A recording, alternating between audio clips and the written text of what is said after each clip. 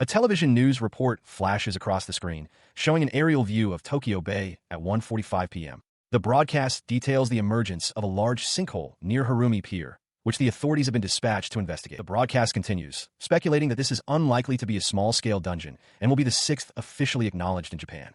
Watching this is Yuma, a second-year high school student who lounges on his couch with a bored expression, holding his phone. His attention drifts from the news to his phone, where a charismatic streamer with dreadlocks and sunglasses flashes a peace sign, energetically kicking off his Dungeon Channel broadcast. The streamer announces to his audience that he is currently exploring Sapporo's White Dungeon and has reached the 18th floor. He gestures around the cavernous space, pointing out the large number of fairy-like monsters flitting through the air. He targets one of the creatures, declaring his intent to use thunder magic. With a swift motion, he unleashes a powerful bolt of electricity, striking the monster down instantly. The streamer celebrates as the defeated monster drops a shimmering magic gem. He excitedly tells his viewers how lucky he is, explaining that a pure white moonstone like this one is worth about 1.4 million yen. Back in his apartment, Yuma watches this display, a low grumble of discontent rumbling in his throat. He scoffs internally, thinking what a joke it all is. It's been 7 years since the dungeons first emerged, and he recalls how these underground labyrinths initially caused widespread fear and anxiety among the populace. Now, things are different. It is understood that the unknown creatures within the dungeons are the source of magic gems, powerful artifacts from which magic can be drawn and utilized. But as he continues to watch the stream, a cynical thought solidifies in his mind. Even when something so patently unrealistic appears in the world, only a very small, select group of people actually end up profiting from it. He reflects on who these beneficiaries are. The popular streamers and influencers who can secure sponsorships, those with exceptional physical abilities officially recognized by the government, and the powerful individuals backed by large corporations. He lies on his bed, lamenting the unfairness of it all. For a normie like him, he thinks nothing in the world ever changes. He doesn't even get a chance. His thoughts are cut short by a sudden, sharp barking from outside his room. He lifts his head slightly, a toothbrush still hanging from his mouth. The barking grows more frantic. His dog, Mamizu, is agitated by the sliding glass door. Getting to his feet, he remarks on how strange this is for his usually docile pet. He slides the door open and peers out, a concerned look on his face. The dog's unusual behavior makes him wonder if someone has entered the yard. As he slips on a pair of clogs to step outside, his mind returns to its earlier despair. He reflects that no matter how hard he tries, nothing good ever comes of it. He walks into the yard with Mamizu at his heels, continuing his internal monologue. He believes he isn't smart or talented, and so his life hasn't amounted to much. This was the state of his mind, a constant loop of self-deprecation. But as he stands in the yard, his attention is suddenly drawn to something ahead of him. His feelings of hopelessness were about to be overshadowed. There, in the middle of his yard, was a large, perfectly circular, dark hole. He and Mamizu stop and stare. He cautiously approaches the strange anomaly, clicking on a flashlight to peer into its depths. Mamizu sits nearby, watching him, shining the light inside. He realizes it's not a sinkhole, but a strange cave. He crouches at the edge, puzzled, wondering what it is and if something is inside as a faint vibration emanates from the opening. He peered into the darkness and saw it. A small, gelatinous creature with a distinct metallic sheen, sitting silently within the stone passage. He crouched at the entrance, completely bewildered by the strange being before him, wondering what it could possibly be. Retreating back into his home, he sat on his couch and immediately began researching on his phone, finding an image of a common slime that looked similar. His search led him to a monster wiki, which described slimes as having translucent bodies in various colors like blue, aqua, red, and green. He realized the one in the hole was different, making him question if it was a slime at all. Digging deeper into overseas dungeon news, he found reports from America about rare sightings of incredibly fast and tough, metallic-colored slimes. However, the footage was always blurry, leaving the details unclear, though the resemblance was undeniable. The report then revealed a shocking fact. There were no recorded cases of a metal slime ever being subjugated. The realization struck him with immense force. If he defeated the one in the hole, he would be the first in the world. He shook his head, trying to dismiss the wild idea. The concept of dungeons seemed too fantastical, especially for something discovered in a small hole in his own backyard. His thoughts were interrupted by a video playing on his phone. A popular streamer, known for his dungeon content, was energetically explaining that the profession of a dungeon explorer is certainly a dangerous one. But the streamer quickly pivoted, showing images of glittering magic gems. He declared that these treasures, found within dungeons, trade for many millions of yen. Leaning toward the screen with a wide, greedy grin, the streamer proclaimed that for those who succeed, it is a dream come true. He stood at the edge of the hole, hammer gripped tightly. Gazing down at the small, metallic creature, he reasoned that its size and the narrow confines of the space meant it posed little threat and had no chance of escape. With that thought, he brought the hammer down with all his might, striking the slime's metallic surface. The blow did nothing. The slime began to bounce erratically around the small space as he swung again, shouting in frustration for it to hold still.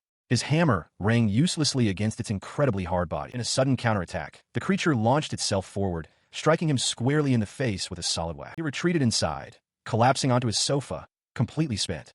That, he thought, had been an ordeal. He picked up his phone, searching for answers and questioning how such a creature could ever be beaten. From the doorway, Mamazu whimpered, warning him to stay away from the dangerous monster in the yard. His research, however, only brought confusion. He found an article on slime traits which described them as incredibly weak monsters, easily defeated even by a child.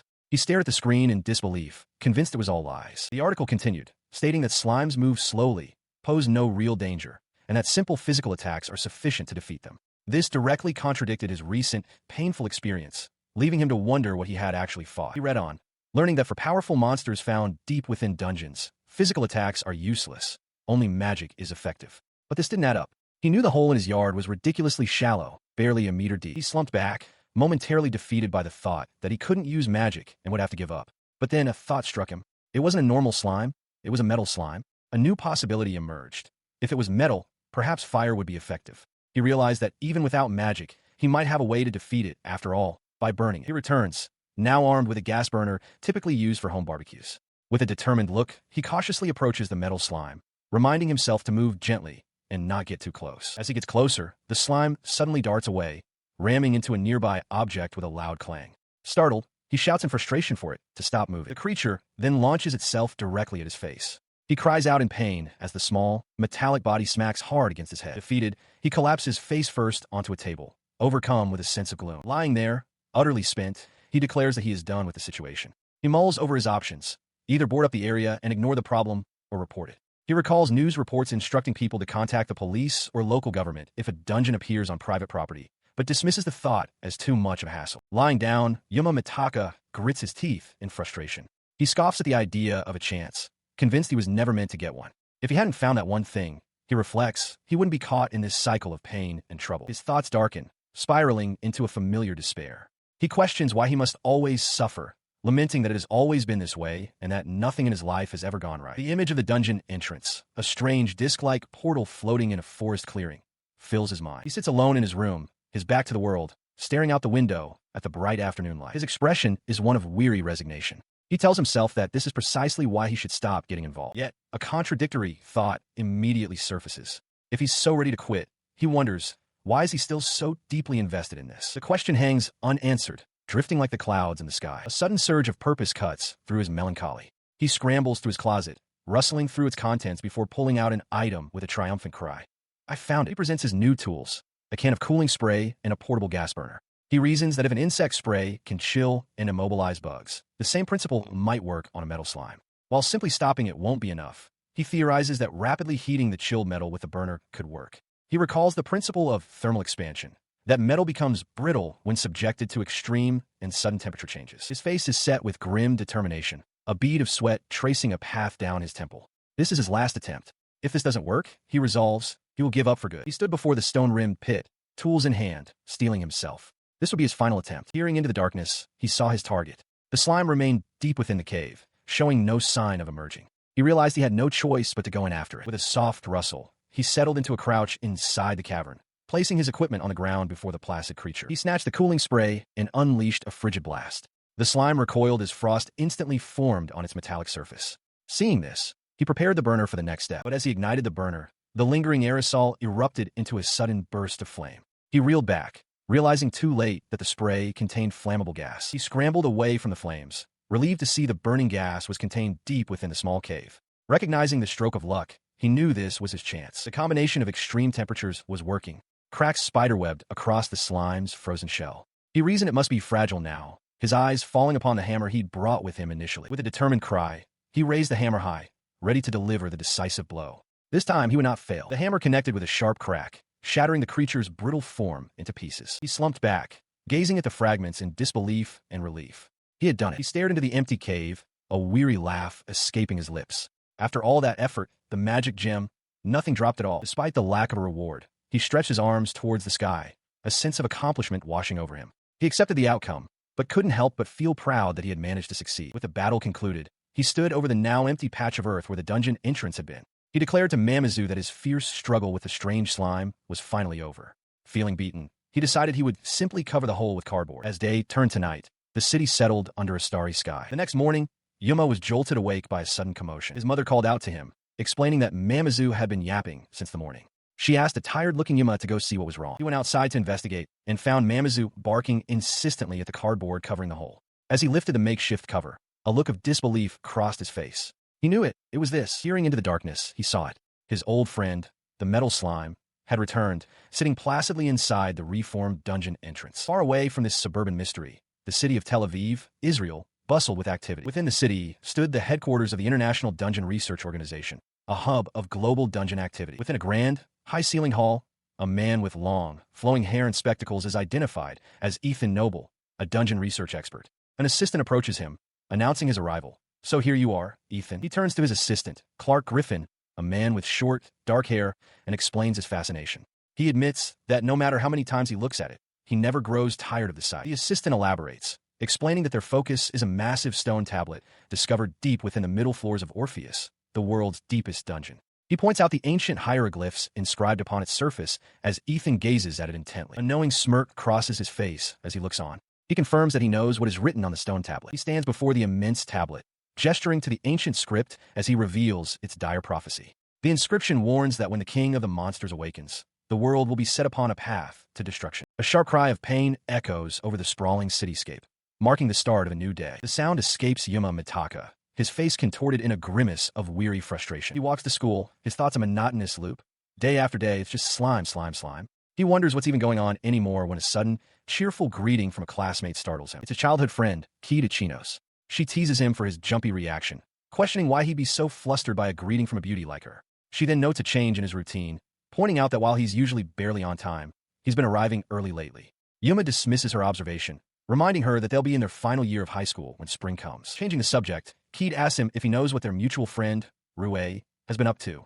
Yuma admits he doesn't, explaining that they're in different classes and haven't hung out much since they were little. She then reveals Rue's ambition. He wants to find a job in the dungeoning business. The news stuns Yuma, who can only stammer out a shocked dungeon. As they continue walking, he expresses his disbelief, remarking that he never took Rue for a bandwagoner. He adds that the dungeoning business seems like an unstable career path. He stops and looks at him with genuine surprise. She asks if he's truly unaware that the dungeoning business is booming right now. She begins to explain, mentioning that there are various types of dungeons. As an example, she points out that magic gems from the White Dungeon can apparently heal injuries and illnesses, which is why so many healthcare companies are getting involved. Yuma, however, seems completely uninterested in the different types. Her explanation leads to a direct question.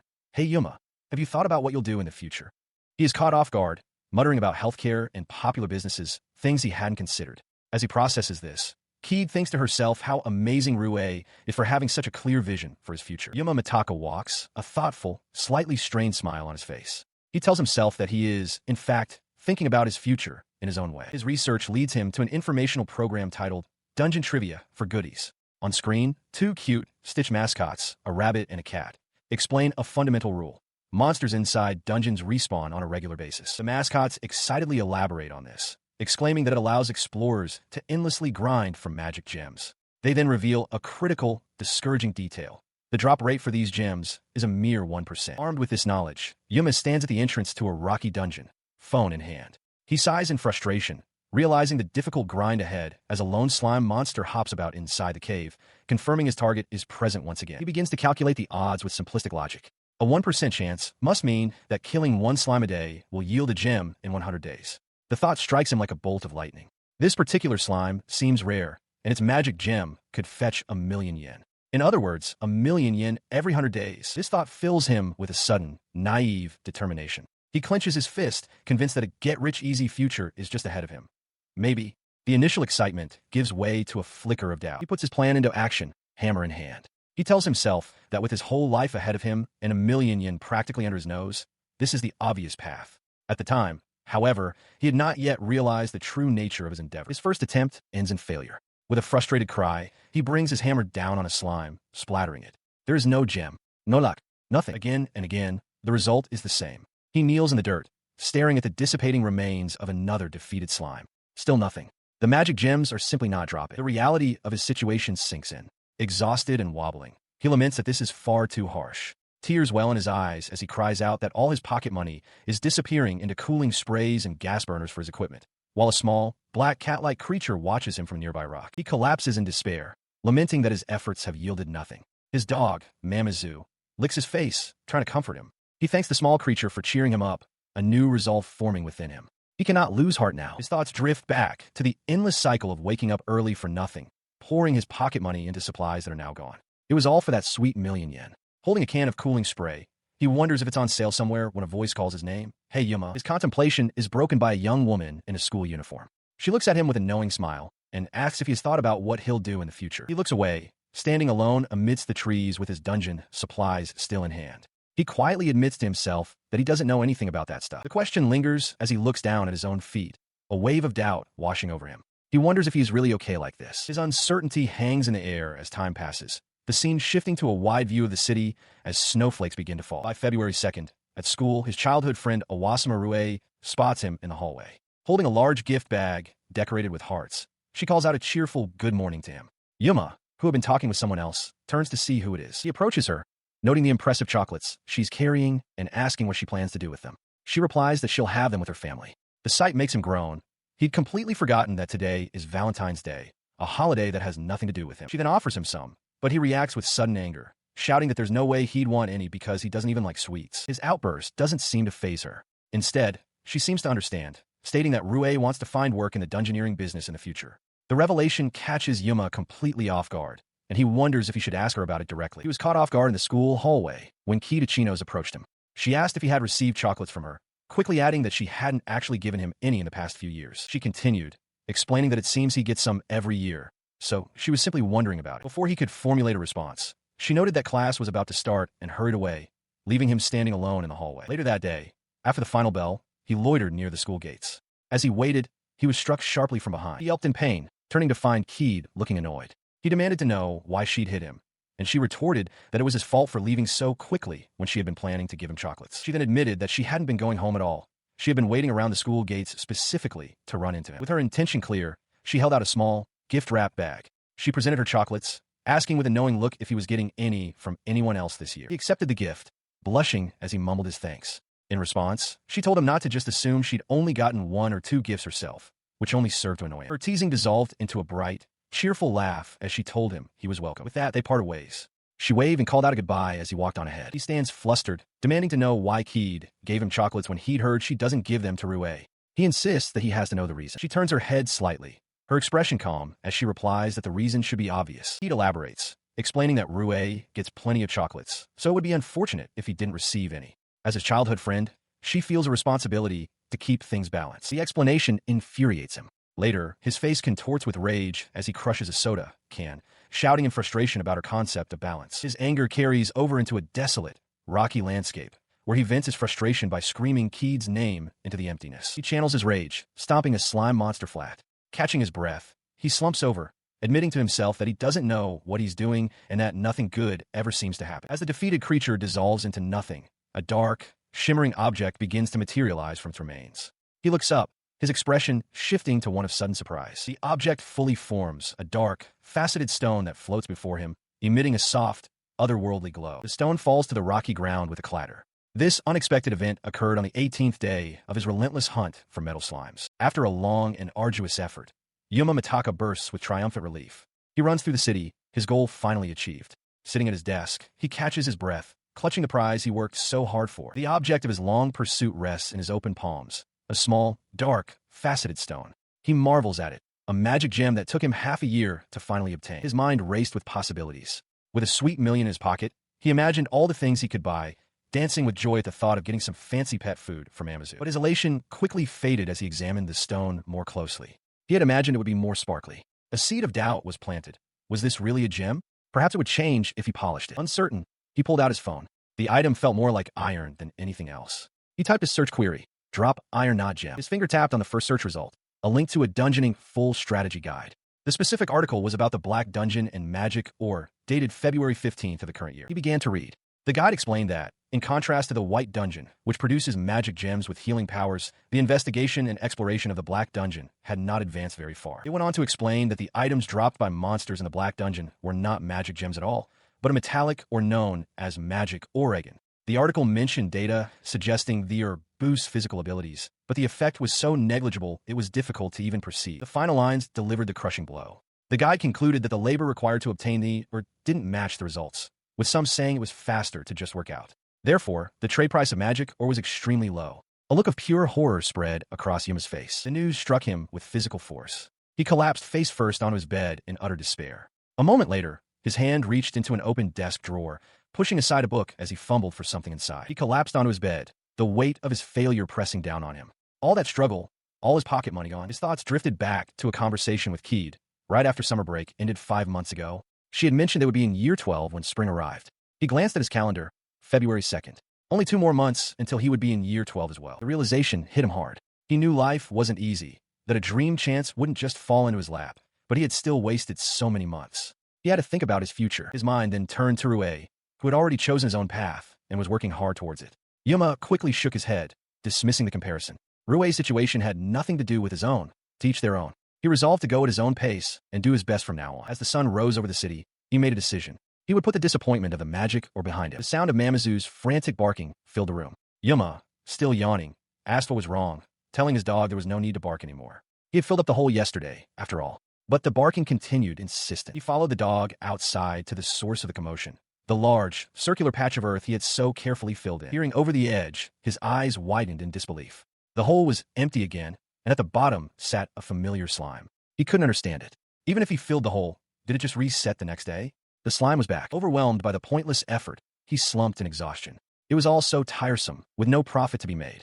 He pleaded with Mamizu to stop barking at the slime. Seeing his companion shivering in the cold, he picked the small dog up and held him close, deciding it was time to go inside. He sits dejectedly outside, lamenting his situation, when his mother slides the door open. She demands to know what he's doing, telling him he's bothering the neighbors with his noise. Overwhelmed, he cries out in frustration, shouting that it's enough already. Later, inside his room, he lies on the floor exhausted. He regrets not reporting the hole immediately, but fears being scolded again. He glares at the small black stone in his hand, blaming the magic for his misery and wishing it were a valuable magic gem instead. He sits at his desk, staring at the ore. A new thought occurs to him. If he can't sell it, perhaps he could try using it himself. His research leads him to an article featuring Awasama Rue. She explains that to use magic, one must swallow a magic gem after disinfecting it. The body will then break it down. The guide continues, warning that these gems contain mana. A person can only absorb a gem if their own mana index exceeds that of the stone.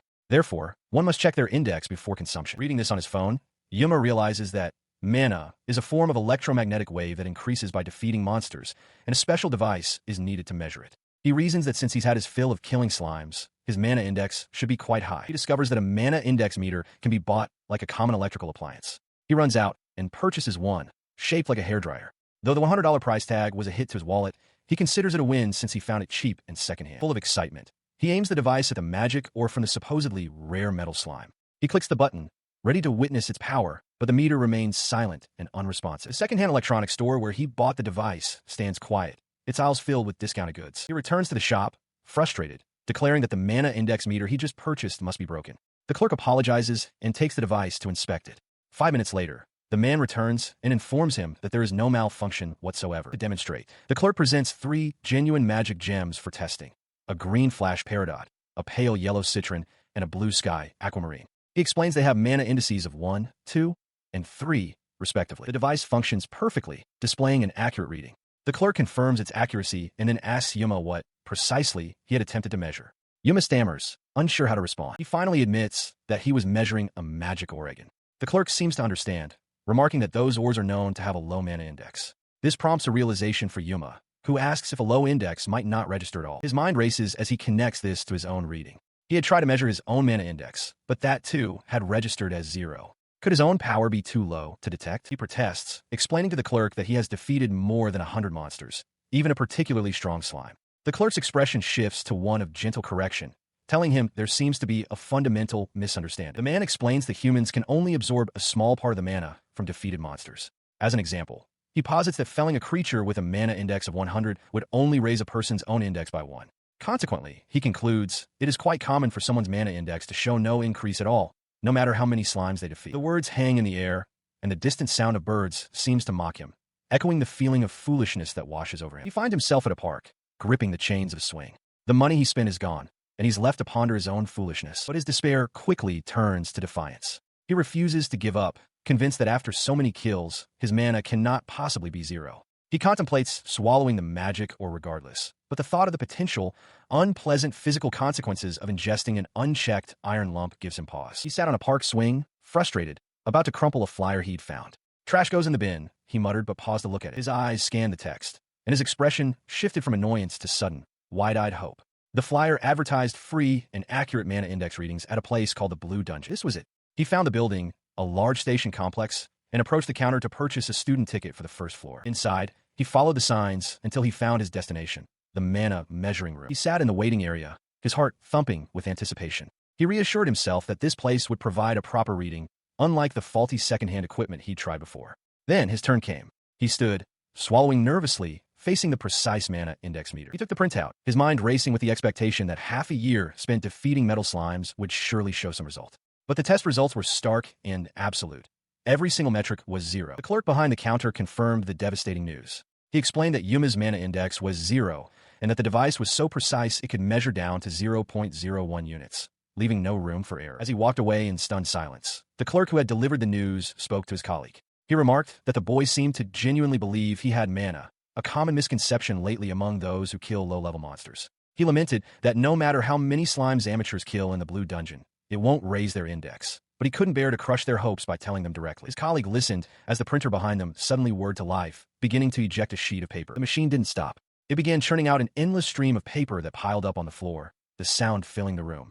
The two clerks stared in disbelief, one of them stammering in confusion, wondering what was happening. Back at the facility, the staff watched in disbelief as the machine continued to spew out a mountain of paper. One staff member wondered aloud if the device was broken, an unprecedented event. Another shouted that it was just spitting out blank paper, while a third dismissed the idea of a breakdown for a machine worth millions. Meanwhile, completely oblivious to the commotion, Yuma walked away, his shoulders slumped. He stared at his own small printout, a tear welling in his eye as he lamented that no matter how many times he looked, it was just zeros. The whole thing just sucked. Yuma Mitaka stares at his mana assessment results, a column of zeros mocking his efforts. With a heavy sigh, he realizes his dream was short-lived. He crumples the paper slightly, thinking how half a year's worth of effort has all gone down the drain.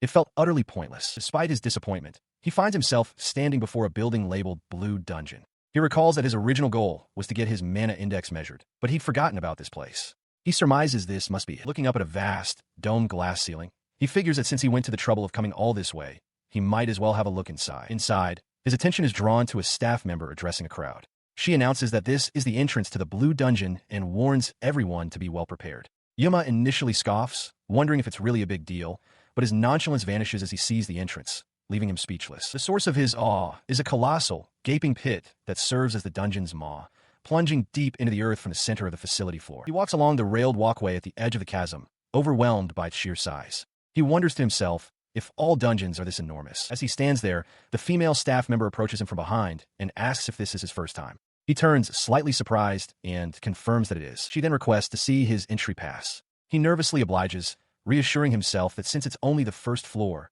there shouldn't be any danger. After checking the pass, she smiles warmly and asks if he brought a weapon to defeat the monsters with. The question catches Yuma completely off guard, and he can only echo the word back to her. A weapon? He admits that he doesn't have a weapon, recalling a stall that sold stun guns and batons near where he bought the mana measuring device. The staff member listens, understanding his predicament. In response, she gestures toward a weapon rental outlet, inviting him to pick whatever he likes. She assures him it's fine, asking only that he return it when he's done. Yuma agrees and fills out the required paperwork with his personal details. Now inside the dungeon's rocky entrance, he holds his chosen weapon, a small hammer. He reflects that it feels like the right tool for him, likely because he has been using one for some time. He proceeds deeper, walking along a rugged path before coming to a seemingly endless series of metal staircases descending along the cavern wall. He sighs, wishing there were elevators. After the long descent, he finally arrives at a stone entrance with automatic doors and a sign clearly marking it as Floor 1. The doors slide open, revealing the path forward. Peering inside, his eyes widen in sheer astonishment at the sight before him. He steps into a breathtakingly vast space. The ruins of an ancient city stretch out under a high, dark ceiling that glitters like a starry night sky. Looking up, he finds it strange that there is still light this far down.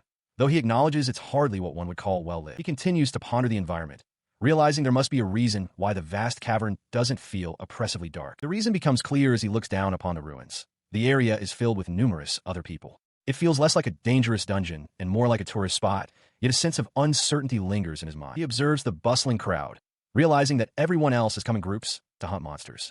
A feeling of isolation washes over him as he wonders if he's the only one alone. With so many people scouring the area, he questions if there are even any monsters left to fight. Wandering through the ruins, his eyes catch a slight movement. A small, gelatinous blue creature hops slowly across the stone floor. He crouches down, recognizing it immediately. It's just an ordinary slime, seemingly docile as it quivers in place. Raising his rented hammer, he notes how incredibly slow the creature is, a stark contrast to the energetic slimes in his garden. With a determined look, he prepares to strike. The hammer connects with a decisive, wet thud, splattering the creature across the flagstones. His victory feels hollow. He wonders if all slimes are this weak, recalling that the one in his garden is 100 times stronger. A wave of dejection hits him as he remembers his mana index is 0. Defeating these creatures won't increase it. His past 6 months of suffering suddenly feel utterly pointless. He inspects the spot where the slime was. As expected, there are no magic gems left behind. He continues on, finding and killing 6 more slimes. The result is the same every time, not a single drop. The entire endeavor feels useless. Just then, his thoughts are interrupted by a nearby cry of excitement. A young woman with a fur-collared jacket celebrates her find, a sparkling blue magic gem. Her companion congratulates her, identifying the gem as a 0.2-carat blue sky aquamarine. They estimate it would sell for about 2,000 yen. The woman holds it up, admiring its sparkle. She beams, clutching her prize, declaring that she has no intention of missing her chance to use magic. When asked if it's only usable inside a dungeon, she enthusiastically confirms, clarifying that she's doing this for herself. He overhears her words as he walks away from the dungeon entrance, a stark contrast to his own failure. The realization hits him with a jolt. His own mindset is perhaps on the same level as an elementary schooler's. He looks down at his status report, a grim confirmation of his reality. All his stats are 0. No matter how many slimes he defeats, he still can't use magic. His level is even below that of a novice. The scene shifts to the exterior of a modern, imposing building, the headquarters of the International Dungeon Research Organization, the IDR. Inside, Clark Griffin approaches a colleague, remarking on his perfect timing. He hands the man a document, asking him to pass it on to Ethan. The researcher agrees, though he seems hesitant, questioning if he's the right person for the job. Later, Ethan Noble speaks with that same researcher. Ethan apologizes for his bluntness, but confesses that he doesn't much care for his assistant, describing him as an odd and rude individual who only judges things based on whether or not they are interested. He walks away, but adds that despite his personality, Ethan is an outstanding scholar who was the first to discover mana, and his expertise is essential. He entrusts the matter to the researcher, instructing him to review the document as well. The researcher stares at the document, his eyes wide with shock. In an office nearby, Ethan and a female colleague review the same data. He confirms its validity. There is no mistaking the results. He confirms the data is correct, asking if this won't become a serious problem in the future. Ethan calmly explains that this is precisely why monsters have begun appearing outside of dungeons. There was no mana on the surface before. A graph shows the truth. Mana is leaking out, and the amount is steadily increasing. The dire conclusion hangs in the air. If the mana continues to leak like this, it is only a matter of time until monsters start appearing on the surface. He calmly states that there's no need to panic for the time being. His colleague, Clark Griffin, turns to him in disbelief, demanding to know how he can be so carefree in this situation. He explains that the increase in mana density is still negligible. While monsters will indeed appear, he clarifies that they will only be weak, low-leveled ones, posing no immediate danger. Clark concedes the point, admitting Ethan is right. Ethan advises him that losing his cool will only narrow his perspective, and suggests that while there's no immediate problem, they should calmly devise appropriate countermeasures. Now more composed, Clark agrees with Ethan's assessment. Ethan then directs his attention to page 8 of the report, mentioning that something even more important is written there. As they review the data, Clark is surprised at how calm he has become. The report shows that mana density in the upper levels is rising slowly, which means monsters from deeper levels will start ascending. Ethan then asks rhetorically if this means there's no need to worry. Clark, confused by the question, asks what other problems there could be. Ethan, with a serious expression, states that there are other issues that take precedence above all else. With a knowing smirk, he reveals the true consequence of mana overflowing from the dungeons. He asks Clark if he understands what it entails. It means that magic can now be used outside of the dungeons. Meanwhile, late at night in another part of the city, Yuma sits at his desk, humming to himself under a starry sky. He stares down at a small, dark, crystalline object on his desk. His arms are crossed, and his expression is one of deep contemplation as he wonders what he should do. He picks up the magic ore, his reflection visible on its surface. He recalls the long and arduous journey to obtain it. Since the beginning of summer break, he had fought the metal slime day in and day out, without fail. It took 181 days to finally get his hands on this single magic or drop. He gazed at the small, dark ore, his mind buzzing with insatiable curiosity. Even if it had a negligible magical effect, a worthless price, and he lacked the mana to use it properly, he still wanted to try it out as a celebration for his hard-won prize. He turned to the internet for answers, discovering that complete zero magic ores were a known phenomenon. The mana measuring device he'd purchased had registered 0, but that didn't definitively mean there was no mana at all, just that it was below the device's detection threshold. The problem was, if there was even a tiny bit of mana, he couldn't use it. The quickest way to find out was to simply try it, but the thought of consuming something unusable and having it pass through him made him uneasy. His research continued, revealing an oddly specific detail. A normal piece of waste is about 3 or 4 centimeters. He stared at the screen, processing this information. His mind reeled with the implications, a wave of stress giving way to puzzled contemplation, and finally, a quiet resolve. He clenched his fist, a spark of determination in his eyes. The door was small. That meant even if a 2-centimeter lump were to come out the back, it would be manageable. With his decision made, he walked to the kitchen and pulled a bottle of tea from the refrigerator. He picked up the ore, briefly wondering if he should disinfect it before consumption. He held the small, dark stone between his fingers, took a breath, and steeled himself. Here goes nothing, he murmured. He then tossed the ore into his mouth. He took a large gulp of tea, washing it down. After a moment of quiet anticipation, he looked down at his bottle, a puzzled expression on his face. He didn't feel any different at all. His thought was cut short as a sudden, violent burst of energy erupted from within his abdomen, his eyes widening in shock. He feels a delayed warmth spread through his stomach, realizing he must have absorbed the ore. Recalling that magic ore is meant to enhance physical abilities, he wonders if this is his chance to gain some incredible new power. Eager to test his newfound potential, he rushes outside, throwing a flurry of punches and kicks into the air, shouting out the names of his imagined powerful attacks. His excitement fades as he comes to a disappointing conclusion. Nothing has changed. He tries to rationalize it, reminding himself that magic can only be used inside dungeons anyway, and decides to be content for now. Suddenly, his dog, Mamizu, begins barking furiously at him, startling the boy completely. He tries to soothe the agitated dog, explaining that he was just trying to see if anything had changed. A thought then strikes him. Mamizu only barks with such intensity when he's hungry, or when the slime monster was near. Puzzled by the dog's reaction, he looks down at his own body, a faint, hexagonal pattern briefly materializing on his cheek. His gaze falls upon his hands, which have transformed into dark, armored appendages with sharp, pointed claws. He can only stare in utter disbelief. From the kitchen, Yuma's mother calls out his name, wondering about the commotion as Mamizu continues to bark. Ignoring her, Yuma rushes into his room, his mind reeling with a single, frantic question.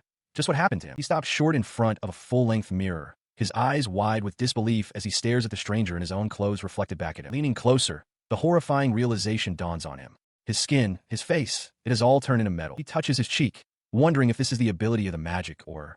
He looks down at his arm, now pitch black and sharp, then pulls up his pant leg to confirm his entire body has been transformed. A cascade of questions floods his mind. Magic is only supposed to be usable inside dungeons. So how is this possible? What kind of magic gem could do this? The weight of his new reality crashes down. He clutches his head in despair, a single, terrifying thought taking root. Can he even go back to normal? His panic spirals. He can't possibly live the rest of his life like this. The appearance is just too terrible. He pleads with his own body, with whatever force did this to him, to turn him back. A silent, desperate scream echoes in his mind. Turn me back. Defeated, he collapses to the floor of his room. It's no use. It won't go back. He's completely screwed. Still slumped on the floor, he sobs, wondering what he's supposed to do now. He doesn't want this anymore. In his mind, there's only one thing to blame. It's all that metal slime's fault. He stares at his transformed, skeletal hand. His gaze drifts to a hammer, resting near a box of tissues on his desk. A chilling thought surfaces as he pictures himself as a small, metallic creature holding a hammer. He looks just like the metal slime. He began to test the limits of his new form, striking his metallic arm with the tool. A sharp echoed, but he felt no pain, realizing he was as hard as the metal slime. This meant he then grabbed a gas canister, spraying his arm with its contents. A sudden, intense cold shot through him, causing him to cry out in pain. The pain subsided into a dawning understanding. It seemed he shared the metal slime's weaknesses as well, a vulnerability to both cold and fire. But then, a wave of relief washed over him. He leaped into the air with a shout of joy, his body having returned to normal. The metallic state, he realized, had only lasted for 5 minutes before wearing off on its own. He stood for a moment, looking out at the city lights. The initial shock was already fading, and in retrospect, the whole ordeal seemed almost funny. A new thought surfaced. Was that it? Would he be unable to access that power again? The following day, he had his answer. Standing on his balcony, he successfully activated the transformation again, his body turning to metal as he triumphantly raised his arms. His mind raced back to his test results. He had used the or expecting nothing, especially after being told his mana index was 0. Yet, an ability had awakened within him. He understood now. This was the power of the dungeon's magic, or, just as it had the day before, the transformation faded after 5 minutes, returning him to his normal state. He surmised that the ability must have a built-in time limit, deactivating automatically. He immediately tried to activate it again, concentrating intensely, but nothing happened. The realization struck him. It seemed he could only use the power once per day. A sly grin spread across his face as he considered the implications. With this hardening ability, he could venture into the lower levels of the dungeon. He pictured himself effortlessly pummeling monsters with his metal fists, thinking it would be a complete walk in the park. His fantasy then shifted. He could be like that streamer he saw, holding up a magic gem worth 3 million yen. The thought amused him, though he quickly dismissed it, admitting to himself that he wasn't truly interested in that kind of fame. He continues his research by watching a video of a dungeon expert. The man, wearing a suit and sunglasses, poses a question about the kinds of monsters found in the depths of a dungeon. He explains that at that level, physical attacks are nearly useless, as the creatures have sturdy bodies capable of withstanding even gunshots and shelling. The expert elaborates, describing a wide range of monsters that manipulate magic for themselves: fire-breathing dragons, strange wind-blowing birds, demons clad in lightning, and spirits that control the cold. For this reason, he stresses, magic that can defeat these beasts is priceless. The video on his screen concludes with a definitive statement. The only thing able to oppose these creatures is magic, and magic alone. He internalizes this information, contrasting it with his own abilities. His only form of attack is physical, and his metal body is weak against both cold and fire. The thought solidifies as he looks out over the city with a faint, resigned smile. He feels he's still useless, and thus, he remains unable to think of any way to use his new ability. He reflects on his life. He often worries about his future, but in the end, he just lazes around. While he envies the rich and famous, he doesn't do anything to change his own situation. His mind drifts back to his recent past. With nothing else to do, he had decided to attend a bottom-tier university with low entry requirements. He even remembers thinking that beating the slime was a bother. Despite this apathy, he had established a morning routine. Every day, he would go outside with his dog, Mamizu, and practice striking a slime with a hammer. This became his life, spending his time lazing about every day, punctuated only by this small, repetitive effort. He reflects on the passage of time, realizing that more than a year has gone by since the day he first discovered the metal slime. The scene shifts abruptly to the dark, cavernous interior of the Red Dungeon, located in Ibaraki Prefecture. Deep within, a group of explorers is in peril. A young woman has fallen to her knees, weakly pleading for help, as her companions shout in panic, screaming that they are in deep trouble. Their terror is directed at a colossal, heavily armored dragon that towers over them, its maw already beginning to glow with fire. The beast unleashes a powerful torrent of flame from between its jagged teeth. Reacting in an instant, the young woman leaps forward, using her cloak to deflect the flames as she lands squarely on the creature's back. Her expression is now one of cold focus as her blade clangs against its scales. She brings her sword down in a powerful strike, but the attack glances off the monster's impenetrable hide, creating a shower of sparks. With a violent thrash, the dragon hurls her from its back, sending her flying through the cavern. She twists in midair, repositioning herself to plunge her blade deep into a vulnerable joint in the beast's armor. In the aftermath, a dungeon official asks if she is all right. She calmly replies that she is fine, explaining that the fireproof coat she borrowed for a trial session saved her. The official insists on a health check and asks for her name, and she presents her ID, introducing herself as Amasawa Louie, a third-year high school student. She sat patiently in a high-rise office overlooking the city. A voice finally broke the silence, apologizing for having kept her waiting. The voice belonged to an imposing man who introduced himself as Ishikawa of the Els Corporation, the supervisor for the dungeon trial session. He shook her hand, expressing his deep gratitude for saving his employees. She replied humbly that it was nothing, simply glad they were safe. He then turned the conversation to the salamander she had defeated. Pointing to a report on his desk, he noted that its vital points, the neck and side, were pierced with precision and asked if she had planned to hit those specific weak spots. She confirmed his suspicion, explaining that she had studied the monsters found in dungeons extensively. Because of this, she was able to recall their weaknesses during the encounter. He listened, a look of admiration on his face. Remarking on how outstanding she was, he then asked her to hold out her hand. Into her outstretched hand, he placed a small box containing a sparkling gem. He identified it as the vermilion silver ruby, the magic gem dropped by the salamander. She immediately protested, exclaiming that she couldn't accept something so valuable. Ishikawa was firm, stating that the rules of the trial session clearly dictate that the one who slays a monster gets to keep its gem. He added that with a mana index of 700, the rare item was worth 14 million yen. He urged her to take it, adding that he had a gut feeling it would prove useful to her in the future. Meanwhile, on the morning of December 12th, Yuma Mitaka was at home, looking exhausted. He yawned while drinking from a carton of milk, complaining about how tiring school was. In the background, a television was on, but he paid it little mind, muttering about his disinterest in celebrities. His attention was suddenly caught by the next segment, dungeon-related news. The report detailed a recent incident at a dungeon trial held by the Els Corporation, where aspiring seekers encountered trouble when salamanders, which normally inhabit the 10th floor and lower, unexpectedly appeared on the upper floors. His heart pounds as he processes the news report. The monsters on the 10th floor and below must be incredibly strong.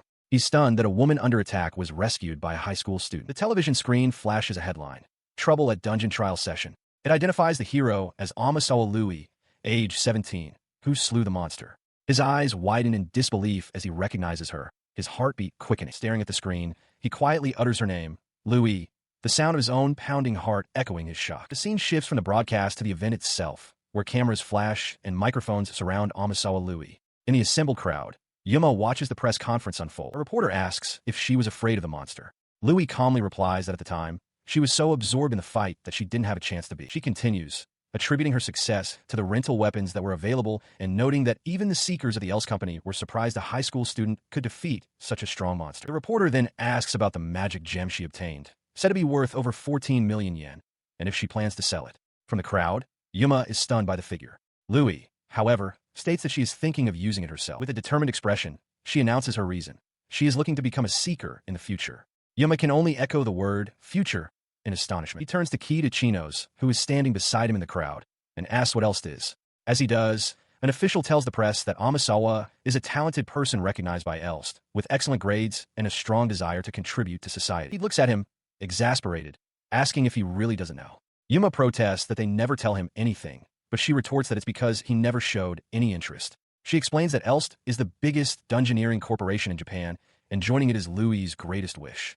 To achieve this, Louis will attend the National Training Institution after graduation, a place that nurtures seekers. He listened, stunned, as Kid Chinos revealed something she had kept secret. She announced her intention to join the Seeker Training Institution with Louis upon graduation. Her ambition, she explained, was not just to be a seeker, but to become a messiah, a specialized role exclusive to those capable of wielding healing magic through a white magic gem. She acknowledged the difficulty of her chosen path, questioning aloud if it was even harder than becoming a regular seeker before affirming that it was. Yuma, processing this, began to stammer, realizing she might not succeed. Her resolve was firm. She explained that now that she had finally found a dream for her future, she was determined to give it her all. Through Louis, she had managed to take an aptitude test with Elst, which only confirmed she had potential, nothing more. The weight of her words settled upon him. The concepts of a dream, of a future, echoed in his mind. He felt isolated, standing still as the silhouettes of others, all with their own ambitions, moved past him. His thoughts drifted back through the years. He recalled Louis, his childhood rival, and Kid, whom he had always taken for granted. He now understood that while they were pursuing their dreams, finding their purpose and working tirelessly for it, he had simply been standing still, questioning his own lack of direction. The internal turmoil reached a fever pitch. He desperately questioned what he should do, lamenting that he had no passions, no interests, nothing he truly wanted to pursue. Yet beneath the despair, a single, urgent thought broke through. He had to do something. Staring at his textbooks, Yuma Mitaka came to a stark realization. The biggest difference between himself, Kid, and Louis was their scholarly ability. He resolved to start studying immediately to catch up, but the determination was fleeting. Slumped in his doorway, he looked down at Mamizu and wondered aloud if he even had it in him, quickly concluding that it was hopeless. This feeling of being lost left him without dreams or goals, unsure of what to do or where to go. He simply couldn't find the motivation. His thoughts drifted to his childhood friend, Owasama Louis, an attractive and popular young man with outstanding grades and athletic skill. Louis had a clear future dream of becoming a seeker, a goal bolstered by his recent, newsworthy victory over a salamander. He then thought of his other childhood friend, Ichino's Kid. Though she often poked fun at him and was nosy, he knew she was a good person. He noted with some surprise that she had become more girl-like lately. Raised in a single-mother household, her dream had once been to attend nursing school to help people, but now she had set her sights on becoming a messiah. Watching their distant figures run ahead, he had no doubt that Louis and Kid would achieve their respective goals of becoming a seeker and a messiah. But it was known that for those specially chosen and recognized for their talents, the status they acquired would naturally cause the envy of others to grow. And as Yuma watched them walk away, seeing how they were heading towards their respective dreams, he realized something. They possessed an enviable, radiant quality that he felt he was unable to see in himself. This realization left him with a deep longing. Petting Mamizu, he wished aloud, if only I had something that I could wholeheartedly aim for. Since that moment, he had managed to acquire 2 more magic ores. As Mamizu barked encouragingly, Yuma agreed with his companion, acknowledging that he just had to keep up with his daily routine. After consuming them, he flexed his arm. The duration of his metallization skill was extended by 15 minutes, but he still dismissed it as a useless upgrade. He decided to set aside the extended duration and just focus on defeating the slime as usual. As he approached the cave entrance, however, a strange sparkle of light caught his eye, causing him to stop in his tracks. He stared in disbelief at the source of the light. It was a golden slime, shimmering brightly within the cave. The creature suddenly darted away with incredible speed. He tried to keep it in his sights, realizing just how fast it was. He pulled out his usual weapon, a can of cooling spray, but quickly realized it wasn't working. This slime, he thought, was completely different from the ones he'd fought before. A new type had finally appeared. With his first tactic failing, his resolve only strengthened.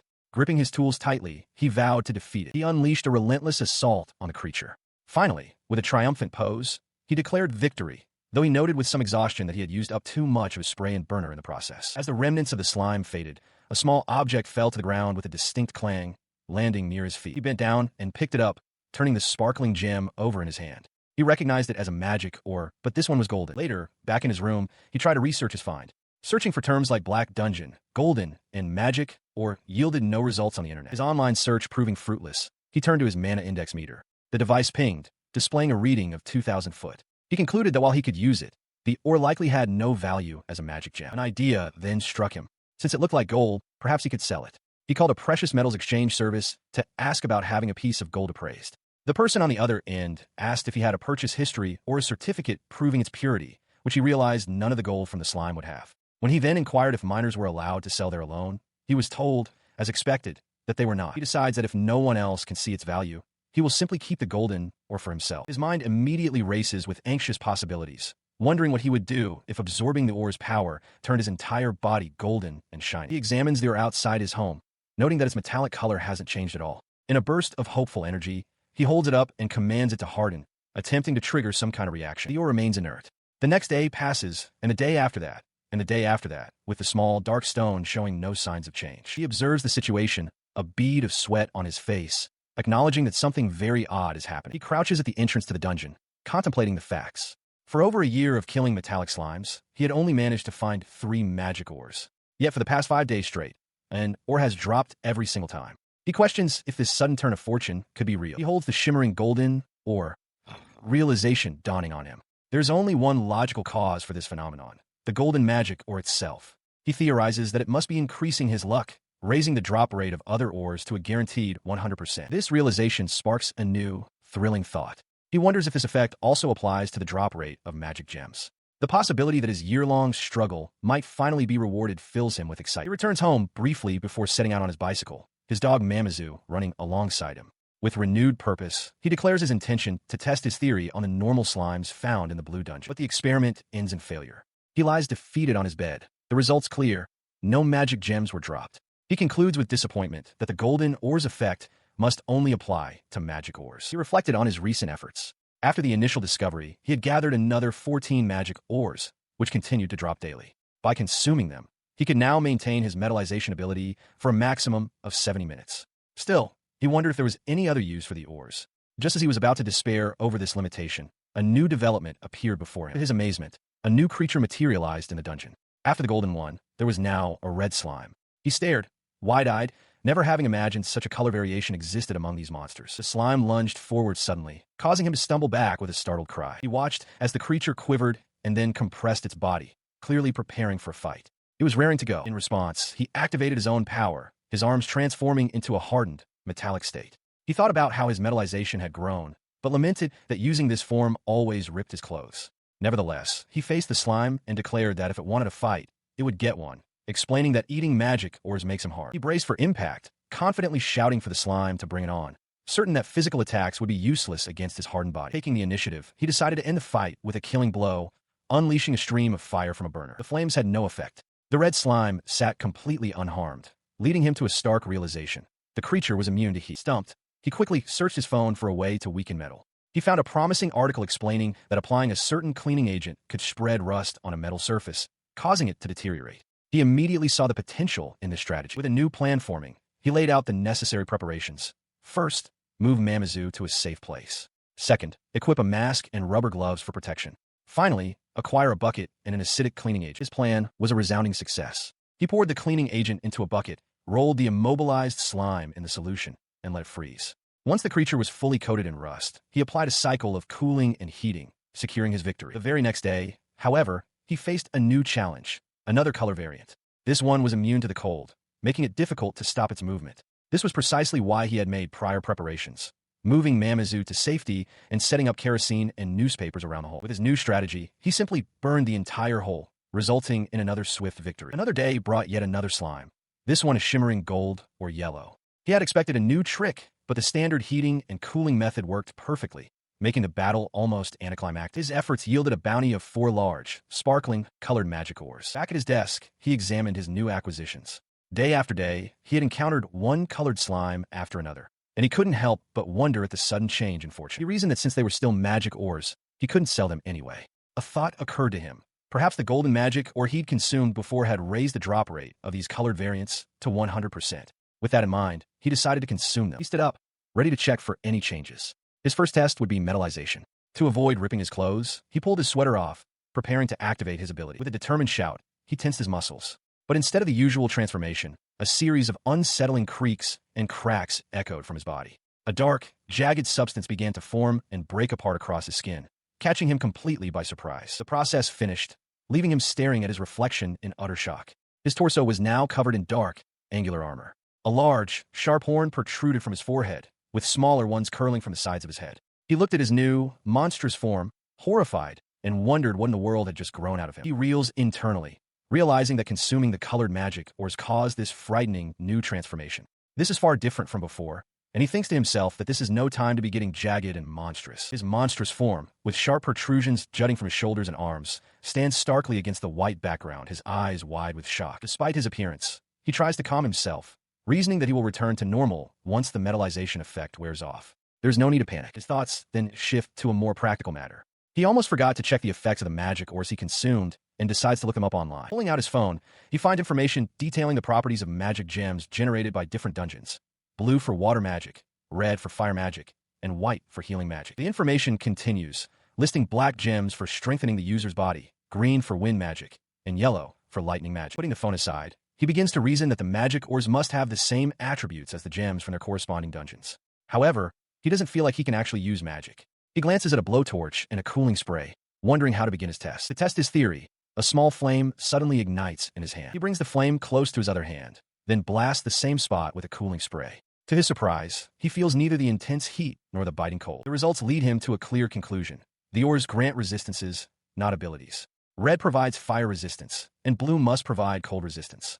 By this logic, yellow would grant lightning resistance and green would grant wind resistance. The only problem now is how to test them. He stared at his transformed hands, a look of sheer astonishment on his face. He had just obtained resistance to all 4 types of attack magic: fire, water, lightning, and wind. The realization struck him. This was an amazing development. His initial excitement, however, quickly gave way to a more somber reflection. He reasoned that no matter how much his body turned to metal or how many resistances he acquired, it would be of little use in his daily life. After all, he still hadn't found any dream or goal to pursue. As the transformation subsided, returning him to his normal state after 5 minutes, a sense of relief washed over him. His first thought was to find something to wear. Even with his earlier doubts, he couldn't help but feel happy that the scope of his abilities had expanded. Lying in bed later, he considered the implications further. The idea of immunity to healing magic seemed strange, but he brushed it off, casually thinking that some weird slime would probably show up eventually. His mind then drifted to the sequence of ores he'd consumed: red, blue, yellow, then green, and he idly wondered if white would be next. The very next day, his casual thought became a reality. He stood inside a dungeon, face to face with an enormous, perfectly round black slime. A look of profound annoyance and exhaustion crossed his face. Of all the possibilities, it had to be a black slime. And it was, as he internally groaned, stupidly huge. The story shifts back 2 weeks to the day after Yuma's victory over the golden slime. At the International Dungeon Research Organization, Ethan Noble observes the commotion among his colleagues. He muses that the defeat of a Duke-ranked beast is the cause, noting it's only the 3rd such event in 3 years, following 2 other Dukes and 1 Lord Beast. His thoughts focus on a peculiar detail of the recent kill: the fact that the monster dropped a black or that was subsequently crushed. He discusses the matter with Clark Griffin, mentioning that governments around the world are confirming the event. To defeat a Duke, he reasons, must be the work of a powerful clan. Ethan lists countries known to have large black dungeons: India, Russia, Australia, and Brazil, and considers that Japan might have one, though he deems the possibility low due to a lack of deep exploration. He concludes with a smirk that venturing deep into an unprofitable black dungeon is a risk not worth taking. The narrative snaps back to the present, where Yuma Mitaka stands before a massive black slime, remarking that some people are quite daring to venture so far. He crouches near the creature's hole, taking in its immense size. While a normal metal slime is about 15 centimeters, this specimen is a staggering 75 centimeters. He feels a sense of relief that it seems unable to exit its hole. His apprehension gives way to ambition. The thought that defeating such a huge slime might yield an extremely rare magic or fills him with determination. He clings to the dream of finding a super rare or and resolves not to give up. He readies his equipment, confirming his burners and sprays are prepared. Most importantly, he activates his enhanced metallic ability. In his excitement, he realizes he forgot to remove his tracksuit, but decides to press on anyway, steeling himself for the fight. As he lunges, a dark shape whips out from the slime. He is thrown back, crying out in shock and confusion, completely blindsided by the sudden movement. The source of the attack is revealed. The black slime has extended a part of its body into a razor-sharp blade, slashing forward with incredible speed. Its blade-like tentacle strikes with incredible speed, but the impact is harmless. Yuma realizes with a start that the attack didn't cut him, nor did it hurt. He questions if his metallic form is now even harder than he thought, and tells the slime to stop trying to scare him with its useless attacks. In response, the creature retracts its blade, only to sprout an arsenal of sharp tools from its body. A saw, an axe, a spiked mace. The sudden, bizarre transformation sends Yuma stumbling backward as he shouts for it to wait, insisting that its attacks won't work. He watches as the slime's body morphs again, this time retracting the tools and bristling with sharp spikes all over its surface, resembling a giant, menacing porcupine. The creature launches its spikes at him. Though he isn't hurt, his clothes are shredded by the assault. Annoyed, he declares that his metallic body won't lose to this slime. He still has his sprays and burners, and he is ready to fight. He unleashes a relentless barrage of fire, shouting defiantly at the slime. The battle rages on. 30 minutes pass, then a full hour, with neither side giving in. Finally, the assault ceases. Yuma crouches, breathing heavily, surrounded by a litter of empty spray cans. The slime has returned to its simple, round form. He sighs in exhaustion, muttering that the fight seems endless and asking the creature if it has had enough yet. He reflects on the frustrating stalemate. While the slime's attacks didn't cause him pain, the constant barrage was incredibly annoying. Now, with all his sprays and burners depleted, he is left wondering what his next move should be. A thought strikes him: his hammer.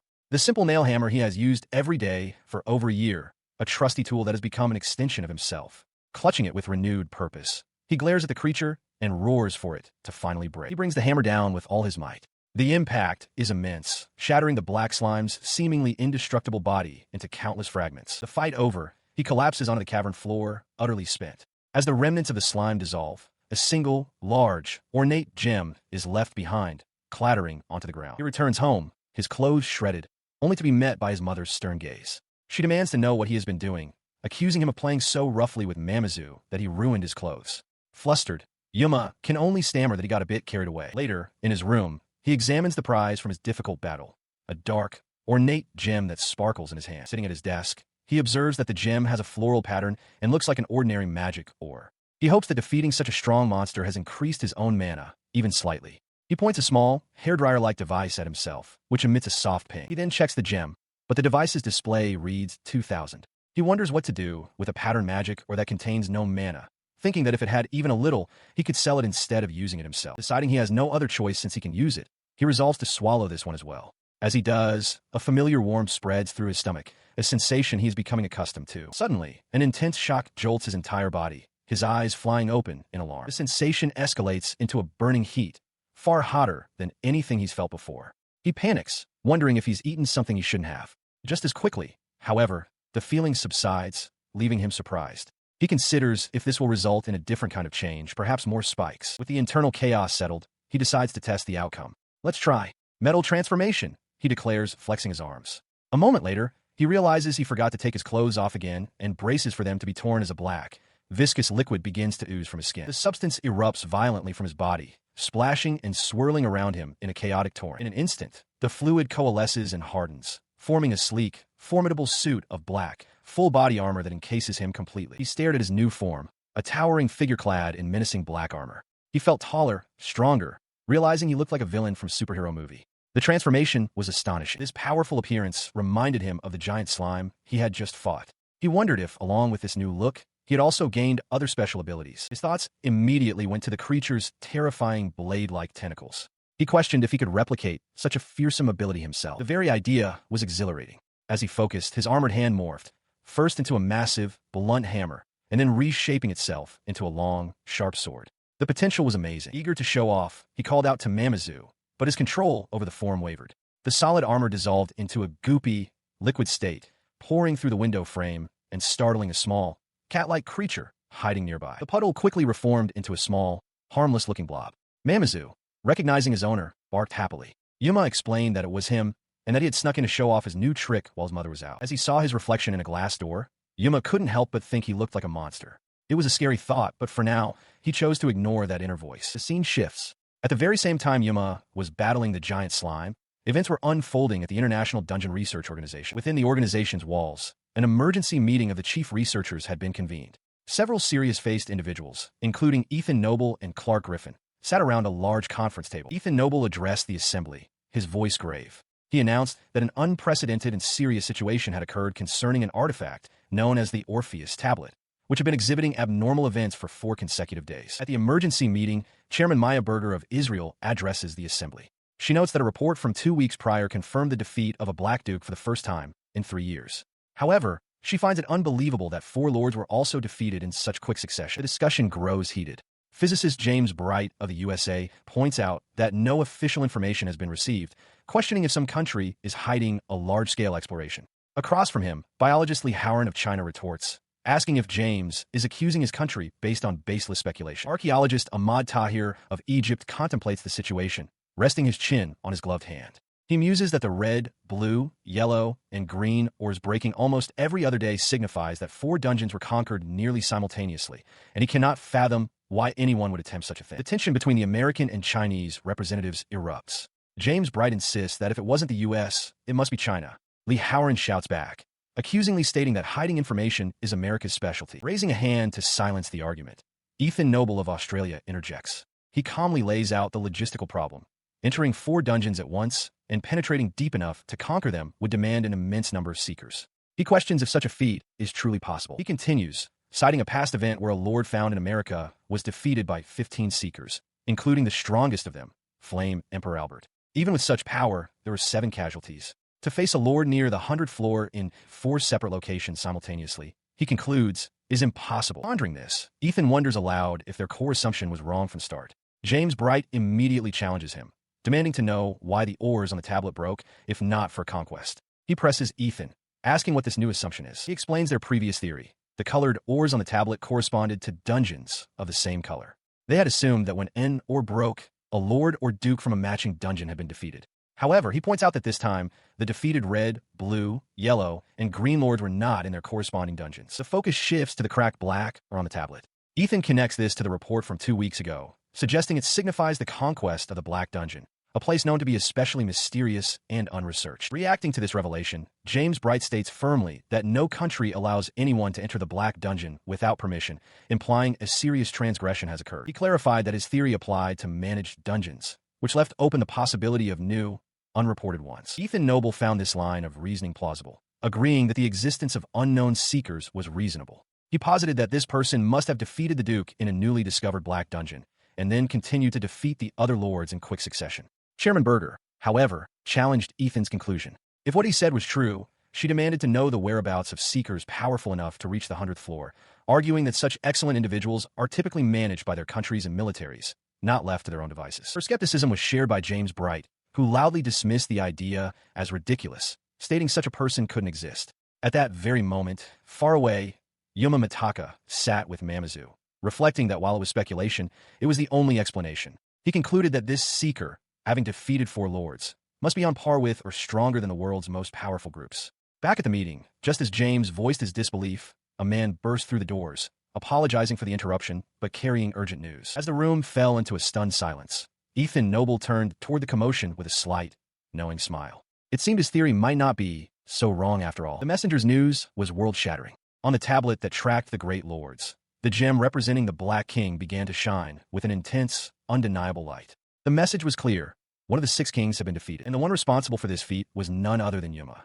Relaxing at home, he commented to Mamazu that the big slime was incredibly tough, much stronger than its color variants.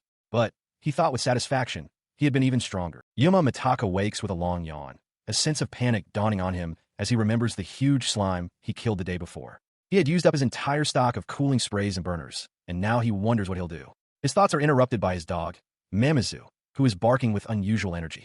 Yuma notes that for over a year, Mamazu has barked every morning at the presence of slime, but today feels different. He follows Mamazu out to the yard, only to find the familiar hole is gone. The ground is completely flat, as if it were never there. Confused, Yuma stares at the empty space. His confusion turns to shock.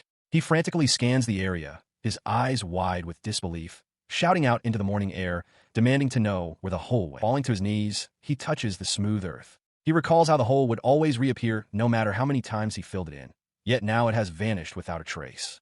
A realization strikes him. Could it be because he killed the huge slime? Was that creature the dungeon's boss all along? He tries to find a silver lining in the situation. At least he won't have to wake up so early anymore, he thinks, and Mamizu will probably be glad the hole is gone too. Still in a daze, he goes through his morning routine, changing clothes, eating breakfast. A sense of finality settles in, and he declares to himself that he is now free. With the hole gone, his life should become less hectic. He can take his time in the mornings and won't have to rush to school. As he walks to school, he continues to list the practical benefits.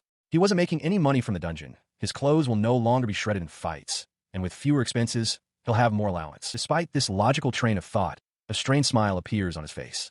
He quietly admits to himself that it wasn't as if he wanted someone to praise him for his efforts. He continues on his way, but an unfamiliar feeling begins to weigh on him. He cannot understand this profound sense of loss. His brooding is suddenly interrupted by a cheerful voice calling out, "Morning." Startled, he turns to see Kid Ichinos. She observes that he's up early today. Flustered, Yuma manages to return the greeting. He is met by Kid Ichinos, who remarks that she heard he was up very late the previous night. She asks if he managed to get any sleep, to which he responds with a surprised denial. She expresses relief that he is up early for once, though her expression is skeptical. Internally, he knows he can't tell her the truth, that fighting the giant slime kept him up, and instead decides to claim he simply overslept. He then assures her that she won't have to worry about his tardiness anymore. With the dungeon now gone, he explains he won't have a reason to be late again, leaving Kid looking puzzled. Later, back in the quiet of his room, Yuma sits at his desk, lost in thought. His attention falls upon a university acceptance letter. He reflects on how he took the entrance exam on the advice of others and was accepted, with a new campus life supposedly awaiting him in the spring. The thought prompts a moment of profound doubt as he looks up and quietly asks himself if he is truly okay with living this way. Lying in bed, he confronts a difficult truth. He has never had any particular dreams or ambitions.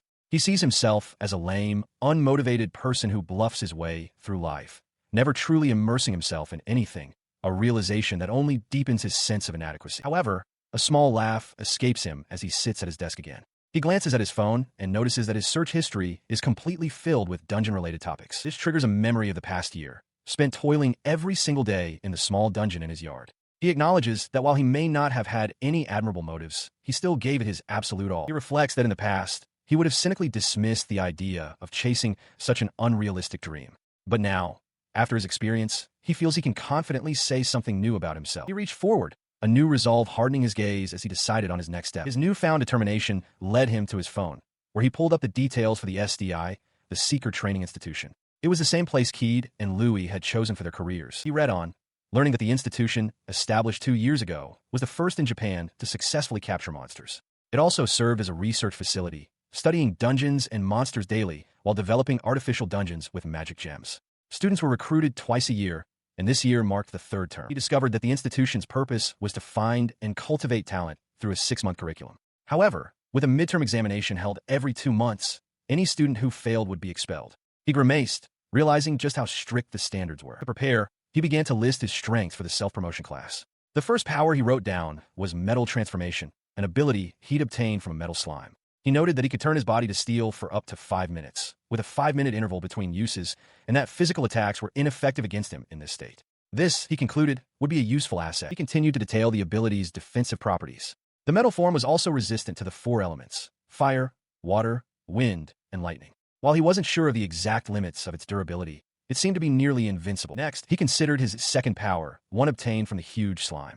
He could transform parts of his body into weapons, a unique skill he had never seen any other seeker perform, not even on dungeon streams. He visualized the process. First, he would transform into his metal form, and from there, he could shift his constitution into a gel-like state, eventually becoming a liquid metal slime. In this liquid metal state, he realized he could easily enter narrow spaces, which would be invaluable for conquering dangerous dungeons.